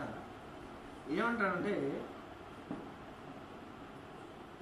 ఏకద్విత్రి చతుష్పాదో బహుపాదస్తతా పదః బహ్వ్యః సంతి పురసృష్టాః తాసాం మే పౌరుషీ ప్రియా. ఒకే కాళ్ళు ఉన్న జంతువులు ఉన్నాయి, 2 కాళ్ళు, 3 కాళ్ళు, 4 కాళ్ళు, చాలా కాళ్ళే లేనివి, ఇలా ఎన్నో జంతువులు ఉన్నాయి. కానీ ఇన్ని జంతువులు నేను సృష్టి చేశాను కదా, దాంట్లో నాకు అన్నిటికంటే ఇష్టమైన ప్రాణి మనిషి. ఎందుకు అంటే, ఎందుకు కృష్ణుడు అంటున్నాడు అంటే, భగవాన్ సర్వభూతేషు లక్షిత స్వాత్మనా హరి దృశ్యైర్బుద్ధ్యాదిభిర్ద్రష్ట లక్షణైరనుమాపకై అని అంటుంది భగవంతుడు. మనిషి అంటే భగవంతుడికి ఎందుకు ఇష్టం అంటే, వేరే అన్నిటిలో భగవంతుడిని చూసేది మనిషి ఒకటే. వాడి తప్ప వేరే అన్ని ప్రాణుల్లో భగవంతుడిని చూడగలిగే ఒక సామర్థ్యం వాడికే ఉంది, వేరెవరికి లేదు. ఒకటి, వేరే వాళ్ళ మీద కారణం లేకుండా దయ చూపించగలిగే ఒక గుణం వాడికే ఉంది. కానీ అది వెంటనే రాదు, అభ్యాసపడాలి. అంటే ఇప్పుడు ఒక పిల్లి, పులి, జింక ఇవన్నీ పెరిగాయి అనుకోండి, ఏ జింక పెరిగినా అది పెద్దగైతే ఒకే జింకలానే అవుతుంది. ప్రతి జింక పెరిగిందంటే ఒకే జింకే, అది ఒకే విధమైన జింకే. ఆకలి వేస్తే ఇది చేస్తుంది, దాహం వేస్తే అది చేస్తుంది, లేకపోతే ఇది చేస్తుంది. దానికి పెద్ద పాలన పోషణ ధర్మం నేర్పించే అవసరం లేదు. దానికి కొంచెం అలా ఎలా బతకాలో చూపిస్తే బతికేస్తుంది. మనిషి అలా కాదు, వీడికి అన్నీ నేర్పించాలి. నేర్పించకపోతే వివిధ రకమైన మనుషులుగా మారుతాం. ఒకడు టెర్రిస్ట్ అవుతాడు, ఒకడు ఇంజనీర్ అవుతాడు, ఒకడు బాంబర్ అవుతాడు, ఒకడు మర్డరర్ అవుతాడు, ఒకడు గురువు అవుతాడు, ఒకడు వైష్ణవుడు అవుతాడు, ఒకడు అర్చకుడు అవుతాడు, ఎలా అయినా అవుతాడు. కాబట్టి వాడికి ఇది ధర్మం నేర్పించడం అని అర్థం. వాటిని గాలికి వదిలేయకూడదు. చాలామంది అమ్మానాలతో మాట్లాడుతుంటే వాడే పెద్దగా ఎలా నేర్చుకుంటాడు? అలా నేర్చుకోడు, మనమే నేర్పించాలి.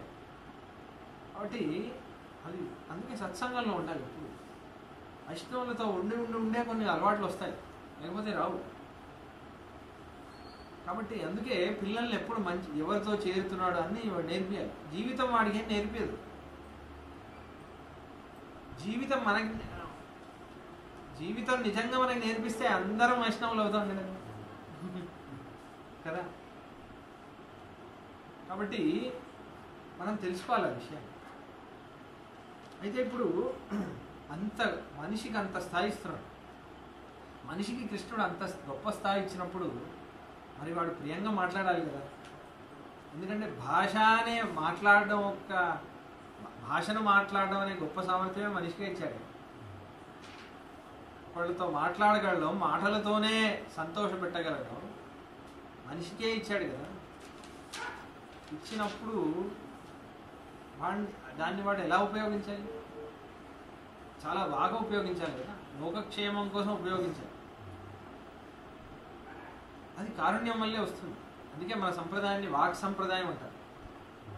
వేరే సంప్రదాయాల్లో అన్నదానం అది ఇది టెంట్లన్నీ పెట్టి చేస్తూ ఉంటారు. కానీ మన సంప్రదాయం అనేది వాక్ సంప్రదాయం. మన ఆచార్యులు ఎప్పుడు ఈ జ్ఞానం ఇవ్వడం ఎక్కువ చేస్తుంది. ఎందుకంటే ఇవాళ అన్నం పెట్టాను, రేపు మళ్ళీ ఆకలిస్తుంది. ఇది దుఃఖం, ప్రతిరోజు వచ్చే దుఃఖం ఇది. కానీ నీకు శాశ్వతమైన దుఃఖం ఏంటి? నీకు ఎందుకు వస్తుంది దుఃఖం? నీకు శాశ్వతమైన ఆనందం ఎప్పుడు వస్తుంది? నువ్వు కృష్ణుడికి చెందిన వాడివే అని నీకు జ్ఞానం వస్తేనే కదా వస్తుంది. దానికి ఇది చెప్పాలి కదా. అందుకే వాక్కుని ఇలా యూజ్ చేస్తారు. అవన్నీ ఇవ్వడానికి చాలామంది ఉన్నారు, ఇవి ఇవ్వడానికి లేదు కదా. అందుకే మన ఆచార్యులు ఇదే ప్రచారం చేస్తుంటారు. వాటిలో సోషల్ సర్వీస్లో ఎక్కువ కనిపించరు. యాక్చువల్లీ దాంట్లో కూడా మన గుడుల్లో వచ్చేంత ప్రసాదం ఎక్కడ ఇవ్వరు కదా.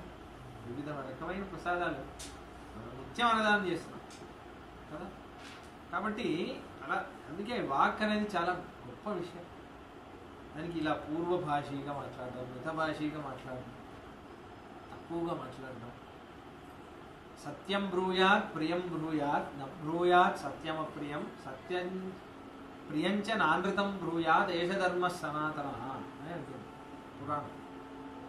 సత్యం బ్రూయాత్ ప్రియం బ్రూయాత్, సత్యం మాట్లాడు, కానీ సత్యం మాట్లాడేటప్పుడు ఏది అవతల వాడికి ప్రియంగా ఉంటుందో అదే మాట్లాడు. నబ్రూయాత్ సత్యం అప్రియం, వాడికి ఒక సత్యం అప్రియంగా ఉంటే ఆ సత్యాన్ని చెప్పకు. లేకపోతే ప్రియంగా ఎలా చెప్తావో ఆలోచించి కొంచెం ప్రియంగా చెప్పు. అందుకని ప్రియంచ నానృతం బ్రూయాత్, అందుకని ప్రియంగా చెప్పాలని కదా అని అబద్ధం చెప్పకు. 3 విషయాలు ఉన్నాయి. ఏష ధర్మ ఇదే సనాతన ధర్మం అంటే. సనాతన ధర్మం అంటే ఇది. కాబట్టి ఇలా ప్రియంగా మాట్లాడడం, ఇవన్నీ ప్రయాసపడ నేను ఇంతే అండి, నేను ఇలా నా మాటే ఇంత ఇలా చెప్పకూడదు. ప్రియంగా మాట్లాడడం నేర్చుకోవాలి. అంటే నీకు సంస్కారం పొందలేదు. సంస్కారం పొందకపోతేనే ఇలా మాట్లాడు. ఇది సీతమ్మే అంటుంది. రావణుడు కఠినంగా మాట్లాడినప్పుడు నువ్వు సత్సంగం చేయలేదు కదా, లేకపోతే ఇక్కడ మంచి వాళ్ళే లేరు ఆ లంకలో, అందుకే నేను ఇలా మాట్లాడుతున్నావు. మొదటి మాట సీతమ్మ ఇహ సంతో నవాసంతి అని అంటుంది. ఇక్కడ మంచి వాళ్ళు లేరా, లేకపోతే మంచి వాళ్ళను నువ్వు ఆశ్రయించలేదా, ఇలా మాట్లాడుతున్నావే అని అంటుంది. కాబట్టి మంచి వాళ్ళని ఆశ్రయిస్తే మంచి మాటలే వస్తాయి. 46 భగదం స్వామి ఎప్పుడు ఒక ఉదాహరణ చెప్తారు. కసాయి వాడి ఇంట్లో చిలక ఉందనుకోండి, కొట్టు చంపు ఇదే చెప్తుంది. వైష్ణవుడి ఇంట్లో చిలక ఉందంటే రామకృష్ణ గోవింద ఇలా. ఇది ఎలా ఉంటే అలా వస్తుంది మీ నోట్లో మాట, ఎవరితో ఉంటే అలా వస్తుంది. కాబట్టి రాముడు మంచి వాళ్ళతోనే ఉంటాడు. ఇప్పుడు ఈ శ్లోకానికి పూర్వ శ్లోకం ఒక రిక్వైర్మెంట్లో ఉంది చూసారా. ఇప్పుడు రాముడు పూర్వభాష, ఎందుకంటే మంచివాళ్ళ సాంగత్యం చేశాడు.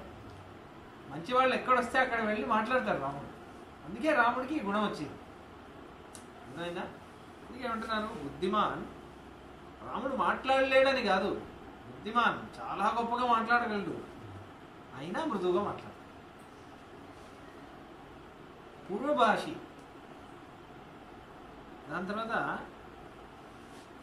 బుద్ధిమాన్ పూర్వభాషీ చ మధురాభాషి పూర్వభాషి ప్రియం వదః. మృదువుగా మాట్లాడతాడు, ముందు రాముడు మాట్లాడతాడు. కాబట్టి రాముడు మాట్లాడితే వినడానికి వినసొంపుగా ఉంటుంది. ఇంకొంచెం మాట్లాడవా, నేను ఇంకొంచెం మాట్లాడితే బాగుండు అన్నట్టు. ప్రియం వద, ప్రియం వద, మాట్లాడితే వినాలని ఉంటుంది. ఆయన మాట్లాడితే వినాలి అన్నట్టు. కొంతమంది ఉంటారు. మీరు చూడండి, మీరు రామాయణం విని చదివి ఉండండి, ఆటోమేటిక్గా మీరు ప్రియంగా మాట్లాడేస్తారు. మీకే తెలియకుండా గొంతు మృదువుగా అయిపోతుంది. ప్రియంగానే మాట్లాడతారు, లేని ఓపిక వచ్చేస్తుంది. ఎందుకంటే హృదయంలో ఆయన వచ్చి కూర్చుంటాడు కదా, వచ్చేస్తుంది. దీన్ని వాక్ తపస్ అని అంటున్నాడు కృష్ణుడు భగవద్గీతలో. అది ఎలా వస్తుందో కృష్ణుడే చెప్తున్నాడు. ఆ శ్లోకం చాలా ఆశ్చర్యం. అనుద్వేగకరం వాక్యం సత్యం ప్రియహితం తయత్ స్వాధ్యాయాంబసనం చైవ వాంగ్మయం తప ఉచ్యతే. అనుద్వేగకరం వాక్యం, అవతల వాణ్ణి రెచ్చగొట్టేలా మాట్లాడడం, పౌరుషం తెప్పించేలా, రెచ్చగొట్టేలా, అవమానపరిచేలా మాట్లాడడం, ఇలా చేయకపోవడం. సత్యమే మాట్లాడడం, ప్రియహితం, ప్రియంగా మాట్లాడడం, హితంగా మాట్లాడడం. ప్రియం అంటే ఆయనకి నచ్చేలా ఉండడం, హితం ఆయనకి ఏది కరెక్టో అది మాట్లాడాలి. ప్రియంగా ఉండేది హితంగా ఉండదు కదా, జాగ్రత్తగా ఉండాలి, రెండూ ఉండాలి. మనం అది ఎలా వస్తుందంటే వస్తుంది. అది ఎలా వస్తుంది అంటే భగవంతుడి నామం జపం లేకపోతే, భగవంతుడి హృదయంలో కూర్చుంటే వస్తుంది, లేకపోతే రాదు. భగవంతుడిని తలుచుకుంటూ తలుచుకుంటూ అదొక తపస్సులా చేయాలి. అందుకే కృష్ణుడు అంటున్నాడు స్వాధ్యాయాంబసనం చేయాలి. తీసి చదవం, స్వాధ్యాయం చదువు. నీకు ఇచ్చిన వాక్కుతో భగవంతుడి కథల్ని చదువు, భగవంతుడి నామాన్ని చెబితే అది వాక్ తపస్సు. నీకు పైన చెప్పిన గుణాలన్నీ వచ్చేస్తాయి. సత్యమే మాట్లాడతావు, హితమే మాట్లాడతావు, ప్రియంగా మాట్లాడతావు, ఉద్వేగపరిచేలా మాట్లాడతావు. ఈ గుణాలన్నీ వస్తాయి. అప్పుడు ఎలా ఉంటుంది తెలుసా అండి, ఈ ఉద్ధవుడికే ఒక బ్రాహ్మణుడి కథ చెప్తాడు కృష్ణుడు భాగవతంలో, పేరు గుర్తురావట్లేదు. అయితే అప్పుడు కృష్ణుడు ఒక శ్లోకం చెప్తాడు, చాలా ఆశ్చర్యంగా ఉంటుంది. ఇంకేం మంచిదని రాసుకున్నాను, చెప్తాను. చాలా ఆశ్చర్యమైన శ్లోకం. స్వచ్ఛ ప్రకృతిత స్నిగ్ధో మాధుర్యస్థీర్థభూర్నృణాం మునిపుణాత్యపాం మిత్రం ఈక్షోపస్పర్శన కీర్తనై. అవధూత బ్రాహ్మణుడు, అవధూతుడు అనకు బ్రాహ్మణుడు. అయితే ఆయన అంటున్నాడు, నీళ్ళ నుంచి నేర్చుకోవాలి. ఎంత కోపం ఉన్నా, ఎంత విపరీతమైన కోపం, కామం, క్రోధం ఏదున్నా, ఒకసారి ఏనుక్కి విపరీతమైన మదం ఎక్కింది అనుకో, ఎంత మదవెక్కిన ఏనుగైనా ఒకసారి నది మధ్యలో అది దిగిందంటే అన్ని మర్చిపోతుంది. ఆ నది నీళ్ల యొక్క చల్లదనాన్ని అది తాకంగానే అన్ని మర్చిపోయి శాంతంగా అయిపోతుంది. అలా వైష్ణవుడు అనే నీళ్ల స్పర్శ నీకు అయిందంటే నువ్వు అలా అయిపోతావు. ఎందుకు అంటే ఆయన నోటిలో భగవంతుడి నామం ఉంటుంది. ఎంత మదమాశ్చర్యం ఎంత ఉన్నా వైష్ణవ స్పర్శం నీకు అయిందంటే, మంచి గొప్పవాళ్ళు, మంచి భక్తులతో నువ్వు ఉన్నావంటే పూర్వభాషి, ప్రియం వద అన్నీ వచ్చేస్తాయి, గుణాలన్నీ వచ్చేస్తాయి, రాముళ్ళ అయిపోతాయి. కాబట్టి అందుకే మంచి మంచి భక్తులతోనే మాట్లాడాలి, ఎవరితో వాళ్ళతో మాట్లాడాలి. వేదాంతేశి స్వామి వారిని చూసి, ఆయన అనుష్ఠానం చూసి కుమారదేశి స్వామి అంటారు. చాలా ఆశ్చర్యమైన శ్లోకం అది. సంభావనాయస్య హి కాలకూటః సభా భుజంగి గుణపం తరుణ్యాః అని అంటారు. శ్రీ వెంకటేశం గురుమాశ్రయామః అని అంటారు. వాళ్ళ నాన్నగారి స్వతహా ప్రత్యేకంగా చూస్తున్నారు వాళ్ళ నాన్నగారి అనుష్ఠానం ఎలా.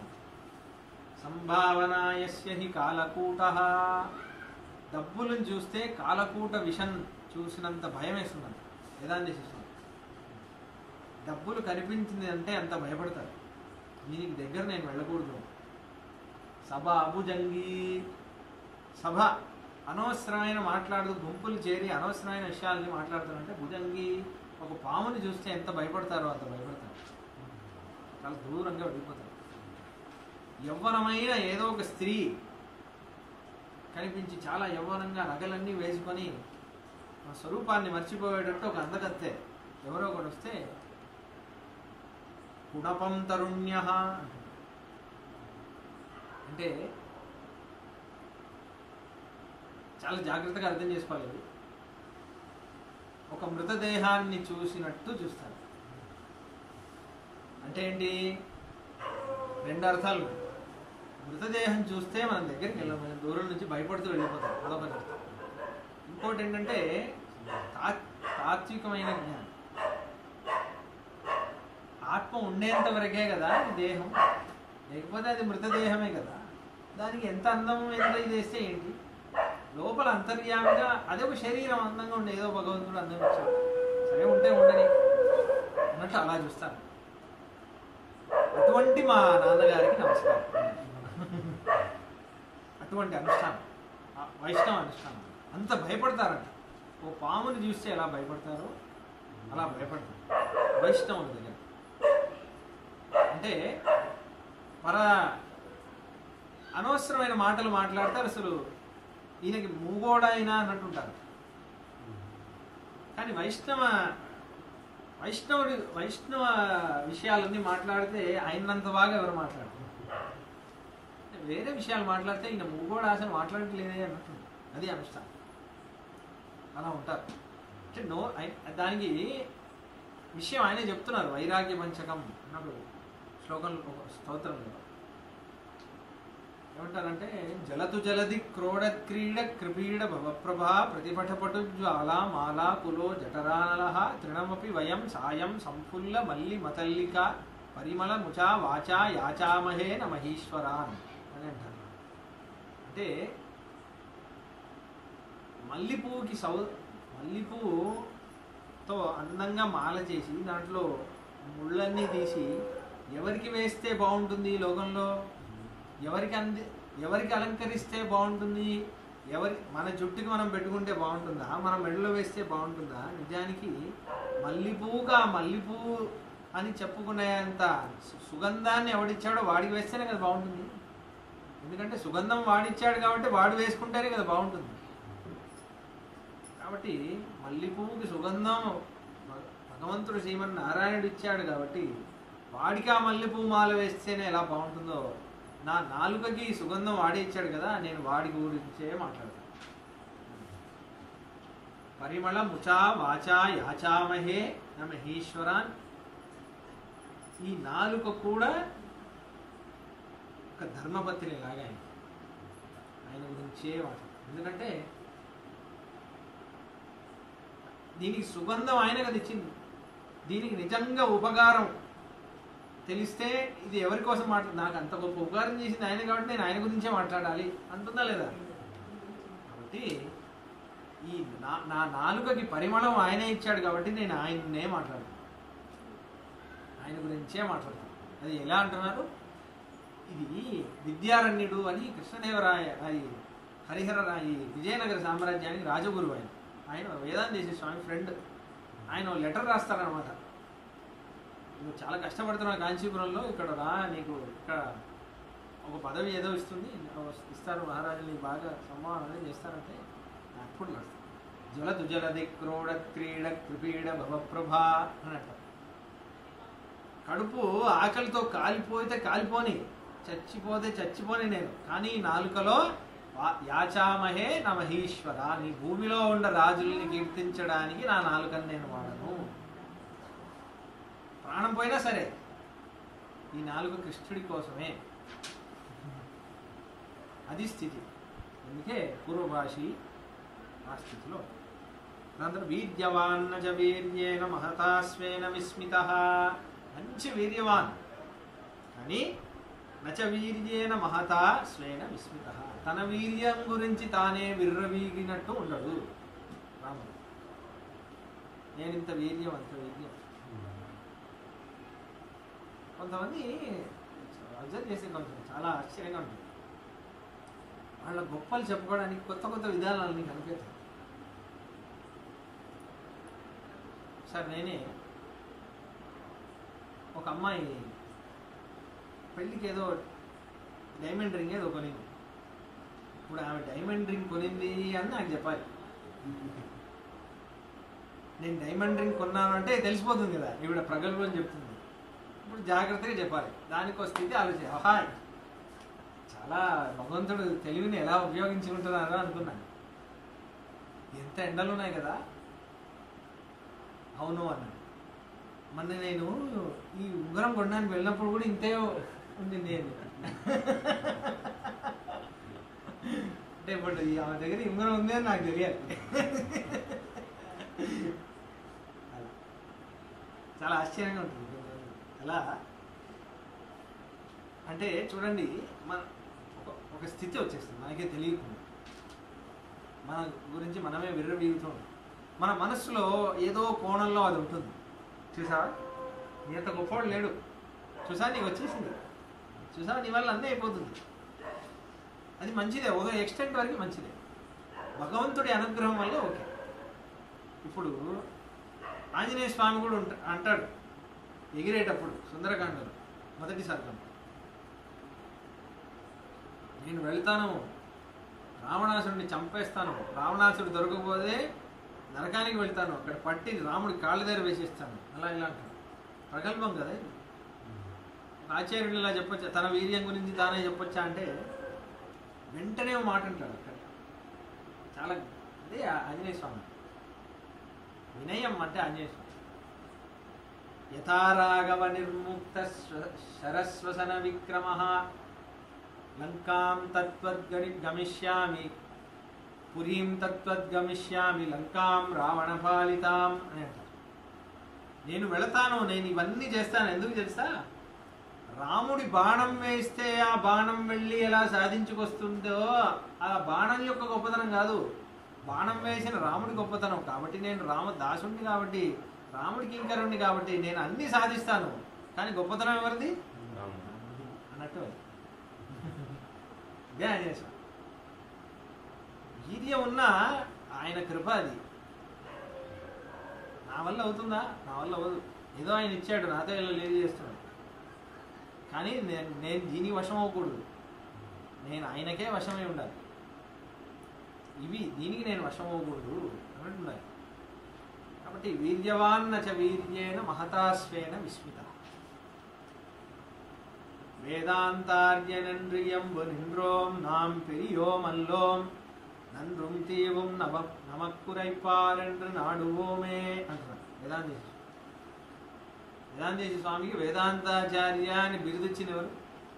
రంగనాథుడు. నువ్వే వేదాంత దేశికుడు. మీరు వేదాంతార్యనండ్రి ఎంబు నిండ్రోం, నాకు అలా ఒక బిరుదు వచ్చింది. కానీ నాం పెరియోం అల్లోం, కానీ నేను గొప్పవాడిని కాదు. నన్றும் தீதும் நமக்குரைப்பாరెండ్రు నాడువోమే. ఈ ఆచార్యులు ఉన్నారే, నాకు మంచి చెడ్డ చెప్పేది వీళ్ళ పాదాన్ని ఆశ్రయిస్తేనే నాకు తెలుస్తుంది ఆ స్థితి. ఎప్పుడు అదే స్థితిలో నాకంటే నీచుడు ఉంటాడా అనే స్థితిలో ఉండాలి ఎప్పుడు వైష్ణవం.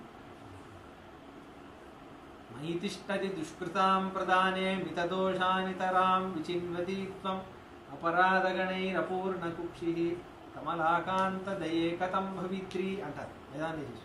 చాలా ఆశ్చర్యమైన శ్లోకం. ఇప్పుడు భగవంతుడి దగ్గర అపారమైన దయ ఉంది కదా. ఆయన దయ, ఆ దయకి ఆహారం ఏంటి అంటే, ఆయన దయ మంచిగా పుష్టిగా ఉండాలంటే దేన్ని చంపాలి, దేన్ని తినాలని. ఆయన దయ ఎక్కువ ఆయనకున్న దయ ఎక్కువ అవ్వాలంటే అది ఏ పని చేస్తే అది ఎక్కువ అవుతుంది. మన పాపాలన్నీ అది తగ్గిస్తే దానికి శక్తి ఎక్కువ అవుతుంది, దాని యొక్క ఖ్యాతి ఎక్కువ అవుతుంది కదా. మన పాపమే దానికి ఆహారం. మన పాపం అది తిందిందంటే అది శక్తిగా అవుతుంది. ఇప్పుడు వేదాంతేశి స్వామి అంటున్నారు, మయి తిష్టతి దుష్కృతాం ప్రదానే మితదోషానితరాన్ విచిన్వితి త్వం. దయా, ఓ దయాదేవి అని స్వామివారి శ్రీనివాసుడి దయని చూసి మాట్లాడుతున్నారు. ఓ దయా గుణం, ఆ గుణం మీద ఒక శతకం రాశారు, దయా శతకం అని. ఆయన దయా గుణం మీదే. మయి తిష్టతి దుష్కృతాం ప్రధానే. దుష్కృతులు ఉన్నారే, పాపిష్టులు ఉన్నారే, లైన్ కడితే మయి తిష్టతి ప్రధానే, ఆ లైన్లో ఫస్ట్ నేనే ఉంటాను. మితదోషానితరాన్ని, వీళ్ళు చేసేవన్నీ చిన్న చిన్న పాపాలు. అపరాధగణైర్ అపూర్ణ కుంషి.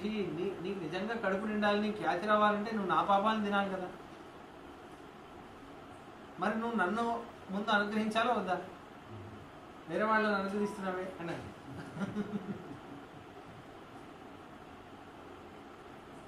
అంటే నా దగ్గర ఎక్కువ పాపాలు ఉన్నాయి, నా పాపాలని నువ్వు పొగిడితేనే నీకు పేరు వస్తుంది. అలా చెప్తారు. అంటే దాని తర్వాత అంటారు అహమస్మ్యపర. నువ్వు స్వామి, నువ్వు చక్రవర్తివి, నేను చక్రవర్తినే. కానీ నేను చక్రవర్తి తెలుసా? అహమస్మ్యపరాధ చక్రవర్తి. అపరాధం చేయడంలో నేను చక్రవర్తి. కరుణే నిష్కరుణ నిరూపణేత్వం అంటారు. చాలా ఆశ్చర్యం దయాశత. ఓ దయాదేవి నీకు దయే లేదు. ఎందుకు నీకు దయ లేదంటే నేను ఎన్ని జన్మలుగా కష్టపడి సంపాదించిన పాపాలను ఒక క్షణంలో పోగొడతాను. నా మీద దయ ఉందని ఎంత కష్టపడ్డాను తెలుసా పాపాలను సంపాదించడానికి. దయతో ఒక కటాక్షంతో పోగొట్టేసావు నువ్వు, నీకు దయ లేదు అంటే ఇంత నీచమైన స్థితిలో తాను పెట్టుకుంటున్నాను. వీర్యవాన్న చ వీర్యేణ మహతాశ్వేన విస్మిత. చాలా గొప్ప గుణం ఇది. వీర్యం ఉండాలి. ఎవరితో గాంధీ స్వామి కూడా ఆక్రోశం వచ్చేది, గ్రంథాలు రాసేవారు. ఎవరైతే భగవంతుడి గురించి తప్పుగా మాట్లాడతారో వాళ్ళ దగ్గర ఆవేశం, వేరే వాళ్ళ దగ్గర సచ్చరిత్ర రక్ష అని గ్రంథం రాశారు. అప్పుడంతా ఈ శ్రీ వైష్ణవులు పెట్టుకునే నామం కరెక్టేనా, ఇలా ఉందా, సమాశ్రయణం అంటున్నారు, శంకుచక్రం ఏదో స్థాపన చేస్తున్నారు, ఇదంతా ఉందా లేదా అని దానికి అంత ప్రమాణం, వేదం నుంచి పురాణం నుంచి అన్ని ప్రమాణాలని సుమారు ఒక 500 ప్రమాణాలు ఉంటాయి. గ్రంథం మొత్తం సచ్చరిత్ర రక్ష తీసి అన్ని చూపించి సుమారు ఈ నామం ఇలా ధరించడానికే సుమారు 290 విషయాలు చెప్తున్నారు. ఇలా ఉంది, అలా ఉంది, అక్కడ ఇలా ఉంది, ఇక్కడ ఇలా ఉంది అని ఇలా చెప్పేసి లాస్ట్లో ముగించేటప్పుడు, ఇప్పుడు ఆవేశంలో చెప్పారా, ముగించేటప్పుడు ఇలా ఎవరెవరు నామం పెట్టుకున్నారో వాళ్ళకి నేను దాసుని అలా ముగిస్తుంది. వీర్యవాన్న చ వీర్యేన మహతాశ్వేన విస్మిత. ఇలా భగవంతుడు కూడా అలానే. కృష్ణుడు విర్రవీగినట్టు ఎక్కడా ఉండదు మహాభారతంలో. చేసిందంతా కృష్ణుడు, కానీ వాడు వీడు ఎవడెవడో ఏమేమంటాడు. కానీ రాముడు కూడా అంతే, తన ప్రగల్భాలు చెప్పినట్టు ఎక్కడా ఉండదు రామాయణం. తప్పది. వీర్యం ఉండాలి. ఉంది అంటే ఏదో ఆయన అనుగ్రహం. అవునా స్వామి ఏదో అనుగ్రహం. మా గురువుగారు అయితే ఇంకా అంటే నాకు ఆయన చూసే నాకు చాలా విషయాలు తెలుసు, అందుకే ఊరికే ఇంకా గురువు గారిని గురించి చెప్పడం ధర్మం కాబట్టి మీరు వినాల్సిందే. గురుం ప్రకాశయే ధీమాన్ అనేసింది శాస్త్రం. గురువు గురించి ఊరికే చెప్పాలి. ఒకసారి ఆయన ½ అన్ అవర్ స్టేజ్లో మాట్లాడారు. ముకుందాచార్యులు వారు ఇలా అలా, గొప్పవాళ్ళు అలా అన్నీ ఇలా వింటున్నారు. మనకంటే చదువు మన గురించి వింటున్నారు, 300 మంది వింటున్నారు, పర్లేదు ఏదో అలా ఇలా వింటున్నారు. దాని తర్వాత ఇప్పుడు అలాంటి స్వామిని మాట్లాడి మనకు అనుగ్రహించాలని ప్రార్థిస్తున్నాను అని చెప్పారు. గురువు గారు మైక్లో ఫస్ట్ ఏమన్నారంటే, స్వామి మీరు చెప్పిందన్నీ నిజమవ్వాలని భగవంతుని ప్రార్థిస్తున్నారు.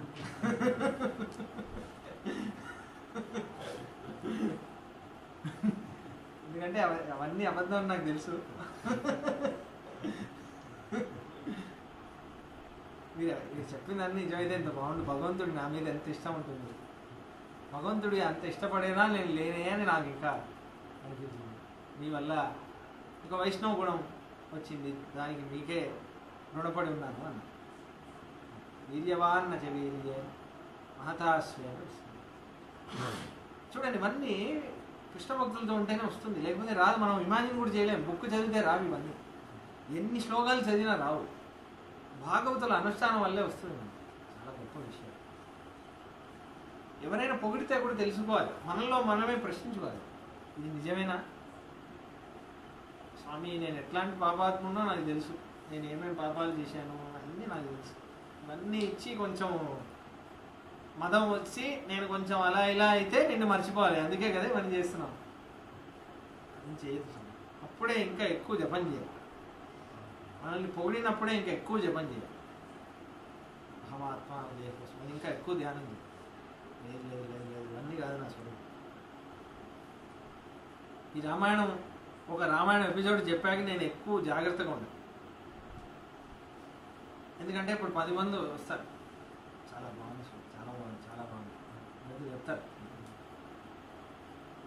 అది ఇంకా ఎక్కువ నిజంగా బాగుంది అని అలాగే కూడా చెప్పడేమో, ఆ స్థితి రాకూడదు.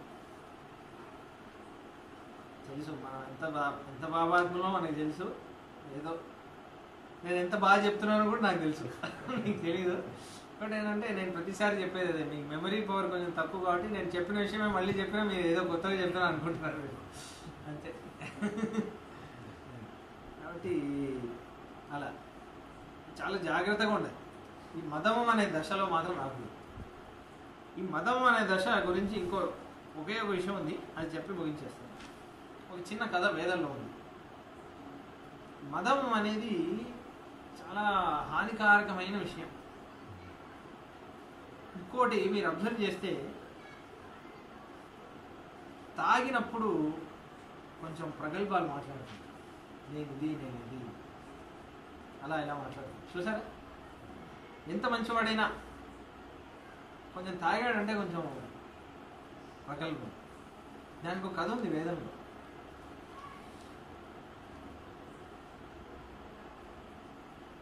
ఆశ్వినం ఆశ్వినం ధూమ్రలలా మమాలభేతయో దుర్బ్రాహ్మణ సోమం పిపాసేత్ అని ఒక కథ వస్తుంది యజుర్వేదంలో. అశ్విని దేవతలకి ఈ సోమయాగం అని ఒక యాగం జరుగుతుంది. సోమం అని ఒక లత, అదొక చెట్టు, తమలపాకు చెట్టులాగా లత అన్నమాట. దాంట్లో రసం ఉంటుంది. ఆ రసాన్ని తీసి యాగంలో పోయాలి. అది ఏదో జ్యూస్ లాగా పోయడం కాదు, దానికి సంస్కారం అంతా ఉంది. అది ఎలా పిండాలి, ఎలా తయారు చేయాలి, అన్నింటికీ మంత్ర రూపంలో 32 రోజులు 20 రోజులు అలా చేస్తారు యాగంలో. అగ్నిహోత్రులే చేయాలి, అలా చాలా ఉన్నాయి, దాని నియమాలన్నీ ఉన్నాయి. దాని ముందు ఇలా చేయాలి, వెనకాల ఎలా చేయాలి, పెద్ద ప్రక్రియ. 30 రోజులు జరుగుతుంది అది యాగం. ఒక బ్రాహ్మణుడి జీవితంలో ఒక్కసారైనా సోమయాగం చేయాలి అని ఉంది. 3 తరాల్లో ఒక్కళ్ళైనా సోమయాగం చేస్తేనే బ్రాహ్మణత్వం ఉంటుంది అని ఉంది. అయితే ముందు ఈ సోమయాగంలో అందరికీ భాగం ఉంటుందన్నమాట. ఈ సోమం అనే ఇదే వాళ్ళకి శక్తి. దేవతలకి వాళ్ళకి ఆల్మోస్ట్ అది బ్లడ్ లాగా, విటమిన్ డి లాగా శక్తి, స్ట్రాంగ్గా ఉంటారు. ఇక్కడ నుంచి ఇది ఒక సిస్టమ్. భగవద్గీతలో కృష్ణుడు చెప్పాడు కదా, మనుషులు దేవతలకు ఉపకారం చేస్తే దేవతలు మనుషులకు ఉపకారం చేయాలి. అది సర్కిల్ అలా జరుగుతుంది. మనం వాళ్ళకి ఏది వస్తాం, వాళ్ళు వర్షం. ట్యాక్స్ లాగే మనం గవర్నమెంట్ ట్యాక్స్ కడతాం, ట్యాక్స్ తీసుకొని గవర్నమెంట్ మనకి మంచి పనులు చేయాలి. చేస్తుందో లేదో తెలియదు కానీ చెయ్యాలి నిజానికి. దేవతలు కూడా అలానే. కాబట్టి మనం సరిగ్గా ఆచరించట్లేదు కాబట్టి వర్షాలు అవి ఇవి, పంటలు అవి ఇవి సరిగ్గా ఉండట్లేదు. దేవతలకు శక్తి లేదు కదా. మనం యాగాలు అవన్నీ కరెక్ట్గా, పూజలు అవన్నీ కరెక్ట్గా, ధర్మం అంతా కరెక్ట్గా చేస్తేనే వస్తుంది. అయితే ఇప్పుడు ఇంద్రుడికి దానిలో ఎక్కువ భాగం. ఇంద్రుడే దేవేంద్రుడు, దేవతల్లో ఆయన గొప్ప కాబట్టి ఇంద్రుడికి ఎక్కువ భాగం. దాని తర్వాత వాయు, ఇంద్రుడి తర్వాత వాయు. దాని తర్వాత ఈ సోమయాగం రిలేటెడ్ కథలన్నీ చాలా ఉన్నాయి, చాలా ఆశ్చర్యంగా ఉంటాయి. దాని తర్వాత ఫస్ట్ కూడా ఇంద్రుడికే ఇవ్వాలి తీర్థం. గుడిలో ఒకటి రూల్స్ ఉంటాయి కదా, ఫస్ట్ తీర్థం వీళ్ళకి ఇవ్వాలి, దాని తర్వాత నెక్స్ట్ వీళ్ళకి, అలా తీర్థం ఇంద్రుడికే ఇవ్వాలి ఫస్ట్. సోమరసం ఫస్ట్ ఇంద్రుడికే ఇవ్వాలి. అలా వాడు వేరే వాడికి ఇస్తే అమర్యాద, వాడు వెళ్ళిపోతాడు. అలా అన్న రూల్స్ అన్నీ ఉన్నాయి. అయితే నీ అశ్విని దేవతలకి స్టార్టింగ్లో భాగం లేదు సోమంలో, సోమపానంలో అలాగే భాగం లేదు. ఈ చవన మహర్షి కల్పిస్తారు. ఎందుకంటే చవన మహర్షికి వాళ్ళు ఒక ఉపకారం చేసి ఉంటారు. ఆ ఉపకారం తీర్చుకోవడానికి నా సోమంలో భాగం ఇద్దామని ఈయన ఇన్వైట్ చేస్తారు. సోమంలో భాగం ఇద్దామని ఇన్వైట్ చేసినప్పుడు, ఈయన సోమయాగం చేస్తున్నప్పుడు ఇంద్రుడు వచ్చి చవనుడితో గొడవ పెట్టుకుంటాడు. ఎందుకు పిలిచా వీళ్ళని, అశ్విని దేవతల్ని, వీళ్ళకి భాగం లేదు, నాకు అమర్యాద చేస్తున్నాను, నేను ఎంత గొప్పవాణ్ణి, ఒక మదంలో మాట్లాడుతున్నాను, నేను ఎంత గొప్పవాణ్ణి, నాకు సమానంగా వీళ్ళు ఏంటి సోమం తాగడం. కొంతమంది ఓర్వరు కదా, మనం ఇలానే గొడవ పడుతూ ఉంటాం అలా. అయితే అలా చేశాడు. నేను ఇస్తాను, నేను ఉపకారం చేశారు. ఆయన యాగం చేసేది చవన మనిషి, ఇంకా టూ మచ్. ఆయన తపస్వి కదా, యాగం చేసేది నేను, నా ఇష్టం, నేను పిలుస్తాను, ఇస్తాను, కావాలంటే తీసుకో, లేకపోతే వెళ్ళు, ఇలా. ఆయన మహర్షి, ఆయన తపస్వి. ఇప్పుడు ఇంద్రుడికి కోపం వచ్చింది. ఆయన మదాసురుడు అని అసురుడిని సృష్టించాడు. అశ్విని దేవతల్ని దూరం చేయాలి. అశ్విని దేవతల్ని సోమపానాలు తాగకుండా చేయాలి, లేకపోతే ఎవరు తాగకూడదు. చూడండి ఎంత క్రూరమైన ఆలోచన ఇంద్రుడికి, ఎవరు తాగకూడదు. అయితే అటాక్ చేయడానికి వచ్చినప్పుడు చవన మనిషి హుంకారం ఇలా చేస్తాడు, వాడు భయపడిపోతాడు. మదాసుడు, మదం అని ఒక అసలు ఆరగెన్స్. అయితే ఇప్పుడు వాడు స్వామి ఇంద్రుడే పంపించాడు ఏదో సోమం తాగనివ్వకుండా చేయాలని. అరే సోమం అనేది ఎంత గొప్ప రసం, దేవతలకి శక్తి ఇచ్చేది. అయితే ఇప్పుడు నేను ఏం చేయాలంటే నీచమైన పదార్థాలు తాగుతారు కదా, వాళ్ళ దగ్గర పోయిన ఉండిపో అంటాడు. అందుకు వాడు ఏం చేస్తారంటే ఎవరి నీచమైన సురాపానం అది ఇది మాదక ద్రవ్యాలన్నీ ఉన్నాయి కదా, గుడిలో చెప్పకూడదు ఆ పేర్లన్నీ తెలుసు మీకే. A to Z అన్ని బ్రాండ్లు ఉన్నాయి ఇప్పుడు కదా, అన్ని బ్రాండ్స్ ఉన్నాయి కదా. మన దౌర్భాగ్యం ఏంటంటే మన సిటీనే లిక్కర్ కన్జంప్షన్లో ఎక్కువ అంట, టాప్ ఇండియాలో. చాలా మంచి విషయం. అలా ఉంది పరిస్థితి. ఇంకా బొలారం అయితే చెప్పే అవసరం లేదు. ప్రతిరోజు ఇక్కడి నుంచి మా ఇంటికి వెళ్ళాలంటే అదొక తపస్సు, అదొక యుద్ధం. ఎవడు బండి ముందు వచ్చి పడతాడో తెలియదు. ప్రతి ఇంట్లో ఇది కేసు. ఇంట్లో ఆడవాళ్ళు వచ్చి గుడిలో ఏడవడం. మా ఆయనకి బాధ్యత లేదు, నేనే ఉద్యోగం చేస్తున్నాను, ఇంట్లో నేను ఉద్యోగం చేసి జీజా నుంచి తీసుకొచ్చినా కొడతాడు, పిల్లల్ని తిరిగి చూసుకోవాలి. ఇది ప్రతి ఇంటికి అదే బొలారం. ఇలా ఉంది పరిస్థితి. ఎందుకు అంటే మదం. ఈ మదాసురుడు ఉన్నాడు దాంట్లో కూడా. ఈ కథ చెప్పాలని ఎందుకు అంటే అది. కాబట్టి విర్రవీగితే నీళ్లు తాగితే కూడా మదం వచ్చేస్తుంది, మంచినీళ్ళు తాగితే కూడా వచ్చేస్తుంది మదం. ఎందుకంటే చవన మహర్షి వాడికి ఇచ్చిన వ్యవస్థ. మనం తినే ఆహారం కూడా మనకి సహకరించదు. అందుకే ఏం చేయాలంటే ఇప్పుడు మదం రాకుండా చూసుకోవాలి. మదం ఎక్కకూడదు. ఇప్పుడు దుర్దాంత ఘోర దురిత దివదేంద్ర భేది కామాశికారి వితనోతు కామ. ఎంత ఏనుగుకి ఎంత మదం ఎక్కినా సింహాన్ని చూస్తే భయపడుతుంది అంట ఏనుగు. అలా నా ఇంద్రియాలన్నీ మదం ఎక్కి ఉన్నాయి. కాబట్టి నువ్వే దాన్ని కంట్రోల్ చేయి, నీ చేతికి అప్పగిస్తా. నీ సేవలో నేను దీన్ని వాడితే ఎంత మదం ఎక్కినా అదుపులో ఉంటుంది. కాబట్టి అందుకే కృష్ణ సేవే చేయాలి, మంచి వైష్ణవులతోనే ఉండాలి. చూడండి ఇదంతా అక్కడికే వస్తుంది. మళ్ళీ రాముడిలా ఉండాలంటే ఒకే మార్గము. రాముడంత ధర్మాత్ముడిగా మర్యాద పురుషోత్తముడిగా ఉండాలంటే రామ భక్తులతో ఉంటేనే వస్తుంది, వేరే మార్గం లేదు. ఎందుకంటే రాముడు ఎవడి హృదయంలో ఉంటాడో వాళ్ళతో ఉంటేనే ఈ రాముడి ఉన్న గుణాలన్నీ వస్తాయి. నిజానికి ఇది సాయుధ్యం. సాయుధ్యం అంటే ఏంటి? రాముడు అనుభవించే సుఖాన్ని ఆనందాన్ని మనకి ఇవ్వడం. సాయుధ్య ముక్తి అంటారు, వైకుంఠంలో వస్తుంది. ఆయన ఎంత ఆనందంగా ఉన్నాడో అంత ఆనందాన్ని మనకి ఇస్తాడని వైకుంఠం. అంత ఆనందాన్ని మనకి ఎలా ఇస్తాడు? ఆయనకి మనం దగ్గరై ఉంటేనే ఇస్తాడు కదా. అందుకే రాముడి సాయుధ్యం మనకి కావాలంటే రామ భక్తులతో ఉంటేనే వస్తుంది. కాబట్టి ఈ గుణాలన్నీ మనకి రావాలంటే రామాయణం మళ్ళీ మళ్ళీ వినాలి.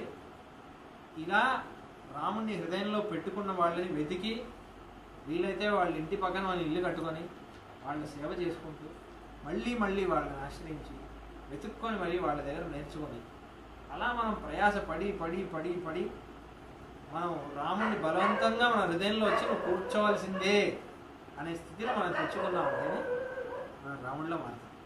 లేకపోతే శరీరంగానే మనుషులంగా ఉంటాం కానీ ప్రవృత్తి జంతువుల కంటే హీనంగా ఉంటుంది.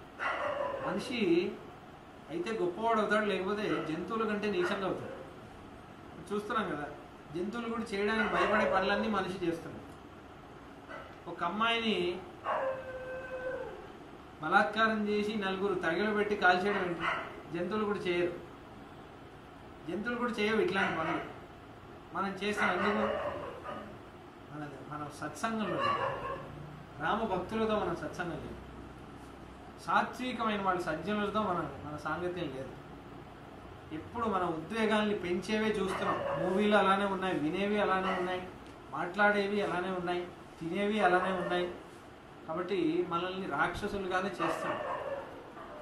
వీటి నుంచి మనల్ని కాపాడుకోవాలంటే వైష్ణవుల దర్శనాదేవ సాధన. వైష్ణవుల్ని పట్టుకోవడం ఒకటి అది మనం గుర్తుపెట్టుకుందాం. ఇంకా గుణాలన్నీ రానున్న సంచికల్లో చూద్దాం. మంగళం కోసలేంద్రాయ మహనీయ గుణాబ్దయే చక్రవర్తి తనూజాయ సార్వభౌమాయ మంగళం. ఏమేతత్పురావృత్తం మాఖ్యానం భద్రమస్తు వః ప్రవ్యాహృత విశ్రబ్దం బలం విష్ణో ప్రవర్ధతాం లాభస్తేషాం జయస్తేషాం కుతస్తేషాం పరాభవః येषामिन्दीवरश्यामो हृदये सुप्रतिष्ठितः काले वर्षतु पर्जन्यः पृथिवी सस्यशालिनी देशोऽयं क्षोभरहितो ब्राह्मणाः सन्तु निर्भयाः कावेरी वर्धतां काले काले वर्षतु वासवः श्रीरङ्गनाथो जयतु श्रीरङ्गश्रीश्च वर्धतां स्वस्ति प्रजाभ्यः परिपालयन्तां न्यायेन मार्गेण महिन्महीषाः गोब्राह्मणेभ्यः शुभमस्तु नित्यं लोकाः समस्ताः सुखिनो भवन्तु. जय श्रीराम. जय श्रीराम.